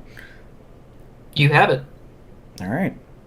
So now kind of to wrap things, wind things down and wrap it up and give you some time to do, external RP besides the mission. The Arcadia is basically on station for the next couple of days, and what you guys do as officers is completely up to you. So let's start actually at the bottom of the list. Rasho, you've got 2 days to do whatever you want. What do you do? In addition to his regular duties, so I guess we pretty much figured out, like, we've achieved our objective of getting the dilithium that we needed, right? Mm-hmm. And there was nothing else that we needed to do in the system other than kind of play watchdog for the Hypatia. Pretty much, yeah. All right. I guess just in addition to his regular duties, Rasho would, work on his holodeck program. He might actually approach Ujesa or I believe Pailong are both martial artists to an extent. They both indeed are. And they both have their own programs, I believe you mentioned. Mm-hmm. So he might ask if they don't mind if he would sample their programs, see how they've got it set up, and use that to inform his own. Well, let's update that out a little bit. We've got time. Okay. Sure. So go ahead. Is there an issue with the fact that we have Orions in the holodeck? Well, I think he can work on the program just on a pad, right? Sure. I don't think Tom Paris was, on the holodeck the entire time he was writing his holo novel. Yeah. Or he could be. I don't know. I don't know how a holodeck works. Also, for sake of argument, we'll say that we'll throw them the extra Orion in the workout room because it's the workout room. What are they going to do in there? Okay. I mean, they're just going to have a prison scene where they're pumping iron and playing basketball, right? Yeah, exactly. So the question becomes, do you do Ujesa the Klingon or Hylong, who is a Soretta Draco? I never gave you her species name up to this point, but I probably should have. Would Rasho know anything about Soretta Dracos? Does he know that they have a martial tradition? Or you do would I know that she has a martial tradition?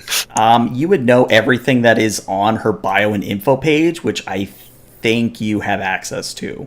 Yeah, I've read that. But for the sake of listeners who might listen to this at a later date, I'll give them the rundown. So, Soretta Dracos are this kind of warp-capable humanoid species from the planet Soretta. They've been a Federation member as of 2352. In terms of physiology, all Soretta Draco possess these big, imposing horns, scaling along the arms and legs, and they also have a tail. The latter, I should say, is primarily used for balance, and allows them to run at great speeds, not unlike the raptors of Earth, without fear of losing balance. Their other features, along with their culture, kind of cement them as this honorable, noble, warrior-like species. And to give kind of a bit more of an insight into that without going into too much detail. So, even to this day on the homeworld, it's not uncommon for young Soretta Dracos to become squires to an older knight, and there is a lot of importance placed upon values such as chivalry and respect. As Ujesa has kind of realized, with Hylong, is that there is kind of a contention point between the Klingons' view of honor and combat and the Soretta Draco's view of honor and combat. They're not quite the same, and there's enough tension there that they kind of butt heads from time to time. But yeah, you would know all of that. Would Rasho have picked up on the tension between the two? I think at this point, everyone on the ship is aware of the tension between the two. Okay. That's probably an informer's decision, I would assume. I think he's going to have to approach Ujesa, actually. Okay. So, Although, nope. What is the relationship like? They've been on the ship a couple weeks now together, right? Yeah. How long Ujesa reacted to Rasho? Let's see. How has she reacted to Rasho? I mean, she thinks you are a capable bridge officer, and I'm thinking more from the obvious Romulan characteristics and her being a Klingon. I was wondering if you're going to bring that up. Yeah, she doesn't 100% trust you because of the whole Romulan thing. But she is treating you with appropriate candor. So it's one of those things where she will certainly hear what you have to say and treat you like a fellow officer, no problem. And you haven't tested this yet, she might not exactly agree to do things with you outside of duty. But again, you haven't tried it yet, so you never know. No, I think Rasho is still going to try and approach her, and maybe their shared enjoyment of combat sport could maybe be a bridge. So yeah, during some off-duty hours, like if Ujesa is in the mess enjoying, I guess, some gak. Some replicated goss, so it's horrible.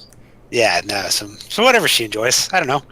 Maybe she's a vegetarian. Who knows? Prune juice. That's what I remember. They drink prune Absolutely. juice. Love it. So good. And I think Worf likes burnt, disgusting food. Like every time somebody's like, "Oh, I don't like this food," Worf is delicious. Yes. So You'll find her in the mess. Sergeant, do you mind if I sit? She looks up at you from a disgusting-looking platter, but she seems to have fun with it, and she says, "Of course, sit." And she points at the chair opposite her. All right. Rochelle will set down his salad and sit opposite her. And it's my understanding, Sergeant, that you have a Klingon sparring program on the holodeck? That is correct. I brought it over because none of your Federation training programs are able to challenge a Klingon. Understood. I've been working on my own kind of training program. I practice Akujitsu. I don't know if you're familiar with it. I am moderately familiar with it. Okay, great. That's great. So I've been kind of working my own program, seeing as the ship does not have one. And I was wondering if you would mind if maybe I was to test out yours and get a feel for how that's set up. This is the first time I've ever done anything like this. So she kind of looks at you a little bit strangely, like she's trying to take stock of you. She says, "Let us go see how well you fare in my program, and then we shall try out yours." So she stands up. It's necessarily ready to try. Rochelle will be suddenly very self-conscious about other people looking at his program. Yeah, but she still stands, and she starts walking towards the holodeck. She expects you to follow, kind of a thing. All right, Rochelle will shovel one more mouthful of food into his mouth and follow. Okay. Why is my dog barking? I'll worry about that later. So yeah, you head to the holodeck, and Ujesa is going to fire up her program, and it's pretty much the same as Worf's. So you've got that kind of mid-jungle ruin kind of feel to it. And so this is Worf's D&D program. Yeah, it's the Worf D&D program. So I'm just gonna have you roll a daring plus security to see how well you do on her program. And I'll call it a difficulty 2. Okay.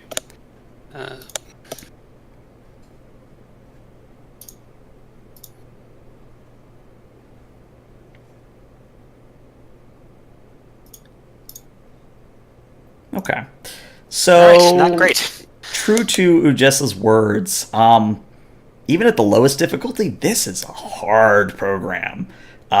You spend most of your time fending off blows instead of being able to put in your own. And eventually Ujesa just says, "Computer, pause program." And the attacker, the alien attacker, just kind of pauses mid-swing. And she says, "Well, if your combat skills are anything like your holodeck programming skills, I do not know that your program will be of any use. But let us see it." Okay. So, computer load, Risho, Akujitsu, version 0.03, and program will load up into the holodeck. Mm-hmm. And it basically looks like Virtua Fighter on the old Sega Genesis. Okay. And Risho will be... one of the advantages of Akujitsu is that you're blindfolded, so all of this is really just extraneous. And he will put on his helmet and pull up a basic wireframe enemy.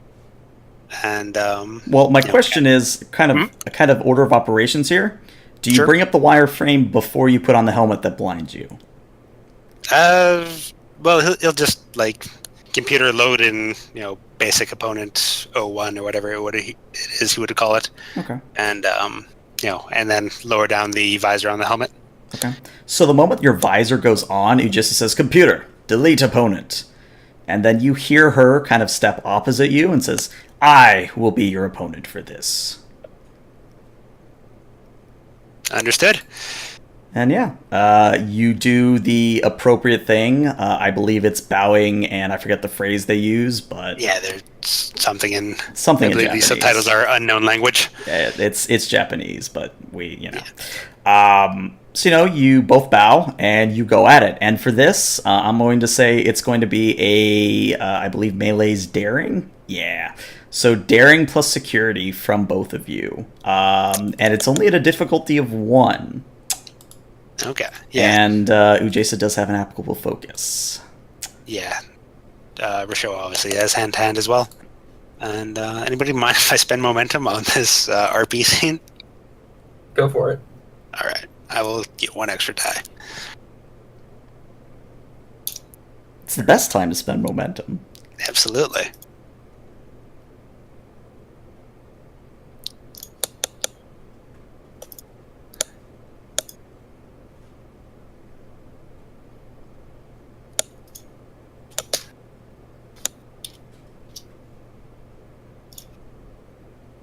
All right. Bam. All right, so you have a really good bout. It goes on for probably a little bit longer than usual match time. Unfortunately, I don't know off the top of my head what that might be, but it's one of those things where you're able to more or less fight on a level playing field. And eventually, Risho, you are able to trip up Ujesa and more or less score the winning point. And as soon as you both take off your helmets, you see that like she's sweating pretty hard, and she says, "I see I underestimated you. I thought that Romulan blood made you weak, but I now see differently." Well, it's I'd like to think we're more than the sum of our parts. Ha ha ha, of course! Come, we shall celebrate the christening of your new program with a case of blood wine. Blood wine. Wonderful. Yes. Alright, so, Is there a vegan option? So, we'll just say, for sake of argument, that unless Risho runs away, Ujesa will host a blood wine, quote-unquote, party in her quarters between the two of you. Okay. I will say straight up front that without any rolls, she can drink you under the table. No problem. 100%. So we'll say that probably takes up the rest of your time, free time, unless you had anything really, minor you wanted to do. Can I spend 2 momentum to create an advantage so that Monday never hears about this? Other players, are we okay with this? Oh, I definitely want Maddox and Monday. But I think that's really funny. No, I'm not going to spend momentum for that. That's ridiculous. All right. No, it would have been a great use for momentum in my book. All right. So what we'll do then is we will move to our lovely Lieutenant Maddox. Maddox, you have 2 days to do whatever the hell you want. What would you like to do?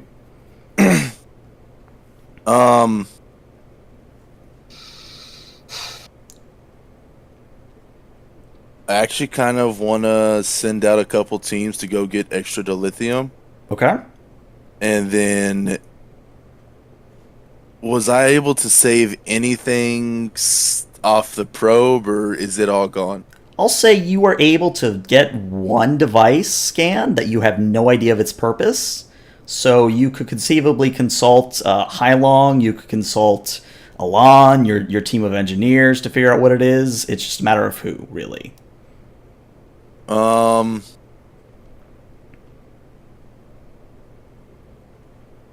Actually, I want to get with Chief Hylong. Okay. And I want to talk to her and try to figure out if the Hypatia goes back through this anomaly. Mm-hmm. Are they going to go back to the correct time? So you'll find Hylong, we'll say for sake of argument, she's down on deck 7 in the observation lounge down there. It's just her in there, so you guys can have a somewhat private conversation. And you see that she's actually just kind of staring out of the window at the Hypatia in the distance. And she doesn't really turn when you come in and sit next to her, but she says, quantum mechanics and temporal anomalies are a funny thing. Coming from the future, I'm fairly confident they'll be able to return to the exact moment they left, but at the same time, nothing's really for sure. I mean, there's the wormhole that... No, that hasn't been found out yet. Never mind. Forget I said that. Wait. Has it been found? What's the... Should have been, right? Oh no, that was Voyager. That was Voyager, the one where the wormhole kept popping up in random spots that was just big enough for them to send messages through. That was Voyager, right? That was Voyager, and that communicated with a Romulan vessel in the past, if I remember the right episode. Yeah, that's what I'm thinking of as well. Yeah, so you wouldn't know about that yet, because that information doesn't come across until Voyager gets back in communication with the Alpha Quadrant proper. It's happened, but it hasn't happened. Exactly. So, Hylong's actually going to look over at you at some point and say, what do you got on that pad there? Keep it a secret. She kind of just stares at you inquisitively. Took us a couple scans of the probe. Some of the circuitry. It's... Granted, yeah, it's only 30 years advanced, but still, it's 30 years in the future. There might be something that I can do now to the Arcadia to make it better, or I could even try to figure out how to replicate this, and we could start using it now. Oh, that's rather daring of you. Well, I won't tell the captain if you won't. Well, I mean, how do we know that I'm not the one who finds this out anyways? She kind of taps the side of her nose and says, that's the beauty of temporal mechanics. It could very well have been that case from the beginning. But let's take a look. And she kind of holds out her hand for the pad. I'll hand it to her and we'll kind of just look at it and figure out what's going on. Okay. So this will be something you'll have to do in your downtime moving forward, but what you are able to basically find out is that this device, whatever it does, is it helps regulate the flow of chronotons. Now, what that does in the larger aspect, you have no idea.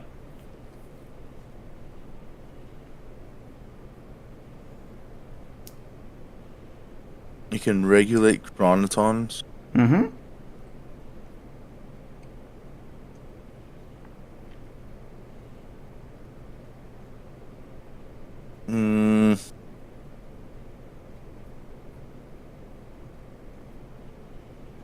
Can I try to build it?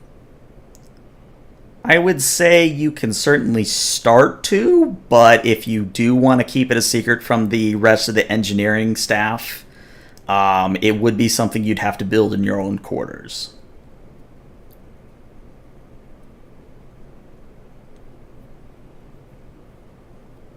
Yeah. So I would tell Halong, like, I think I'm going to try to build this and then see its practical applications. You think you could give me a helping hand, or... I'd be delighted to. All right. Let's see how this goes. All right. So I'm going to handle this more in like a narrative fashion than have you actually roll for it. So we'll say that moving forward, and keep me honest on this, there's a certain amount of time or sessions that will have to pass before you're able to successfully build this object with Hylong's help.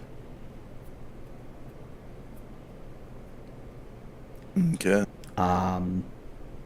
So I'm guessing you're going to spend the rest of your free time doing that, but was there anything else you wanted to do before I move on to the captain? Besides sending engineering teams out to try to collect more dilithium and... Right.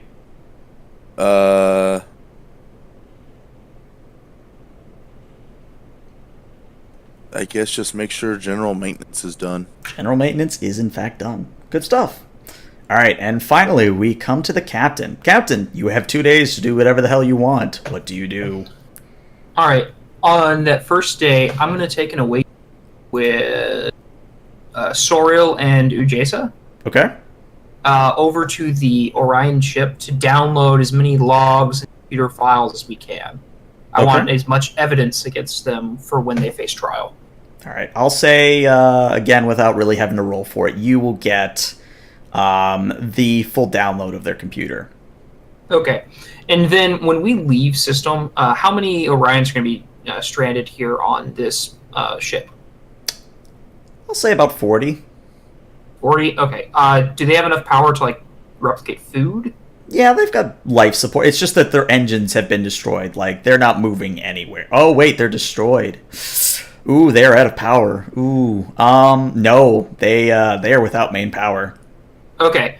How far away are we from Narendra Station? I think I had written down... Let me look.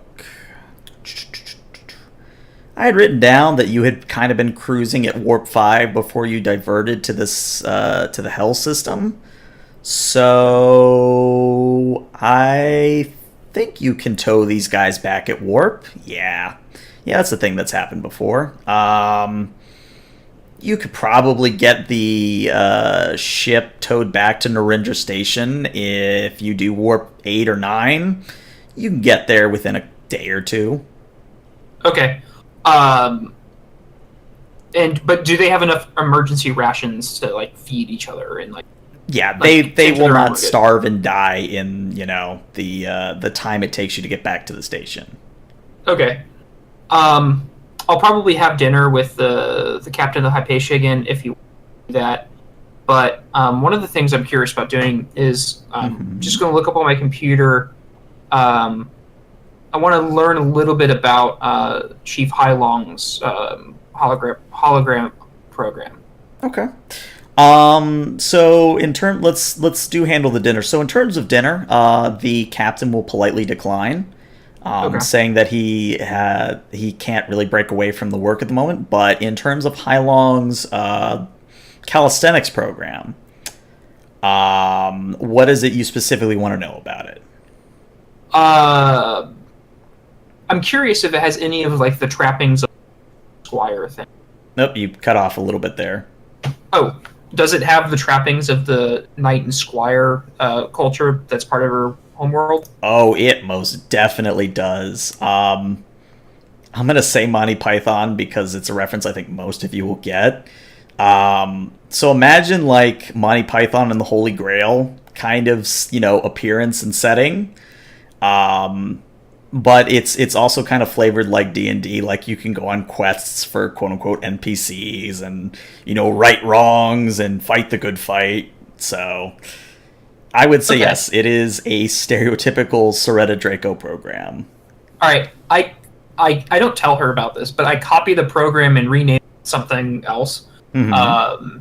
I'm going to start going through it as a Squire and, like, try to learn how to use that damn sword she gave me.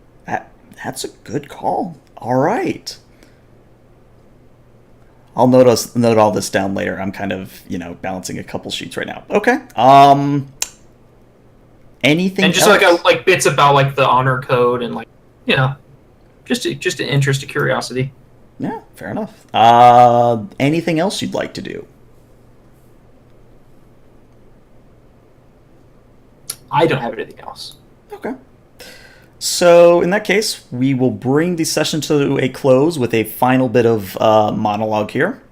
So, after the Hypatia is finally in a ready state to attempt a return to their time period, Captain Gilios will have a brief conversation with the captain that's more or less, "Thanks for your support, Captain. We're heading out." And when the Temporal Oversight Committee gets around to questioning you, this conversation never happened. All right. Peace and long life. Live long and prosper. And with that, he will take the Hypatia into the rift. So the rift expands, and Richaud, if you happen to be at the station, or if not, we'll say one of the NPCs does, note this for the bridge crew. I think Richaud would be there. Okay. So what you'll note is that as the Hypatia is moving into the rift, it begins bombarding it with chronotons. And not only does this cause the rift to start to destabilize, but it also opens it up to accommodate the Hypatia. So the Starfleet vessel from the future slips into the anomaly and disappears. At the same time, the temporal rift shrinks and disappears as the tear in the space-time continuum repairs itself. Scans of the system are unable to pick up the fact that this rift ever existed in the first place. Thus, with everything back to normal, the Arcadia's mission in the Expanse continues. Credits roll. Yay! Alright, so... Oh, go ahead. I have one pseudoscience question. Uh-huh. When that wormhole goes away, does all of the interference in the Expanse go away as well? Oh, no. That interference is there for a long time. Okay. So let me stop the stream, and then we can do, out of stream questions. So, stream, bye-bye.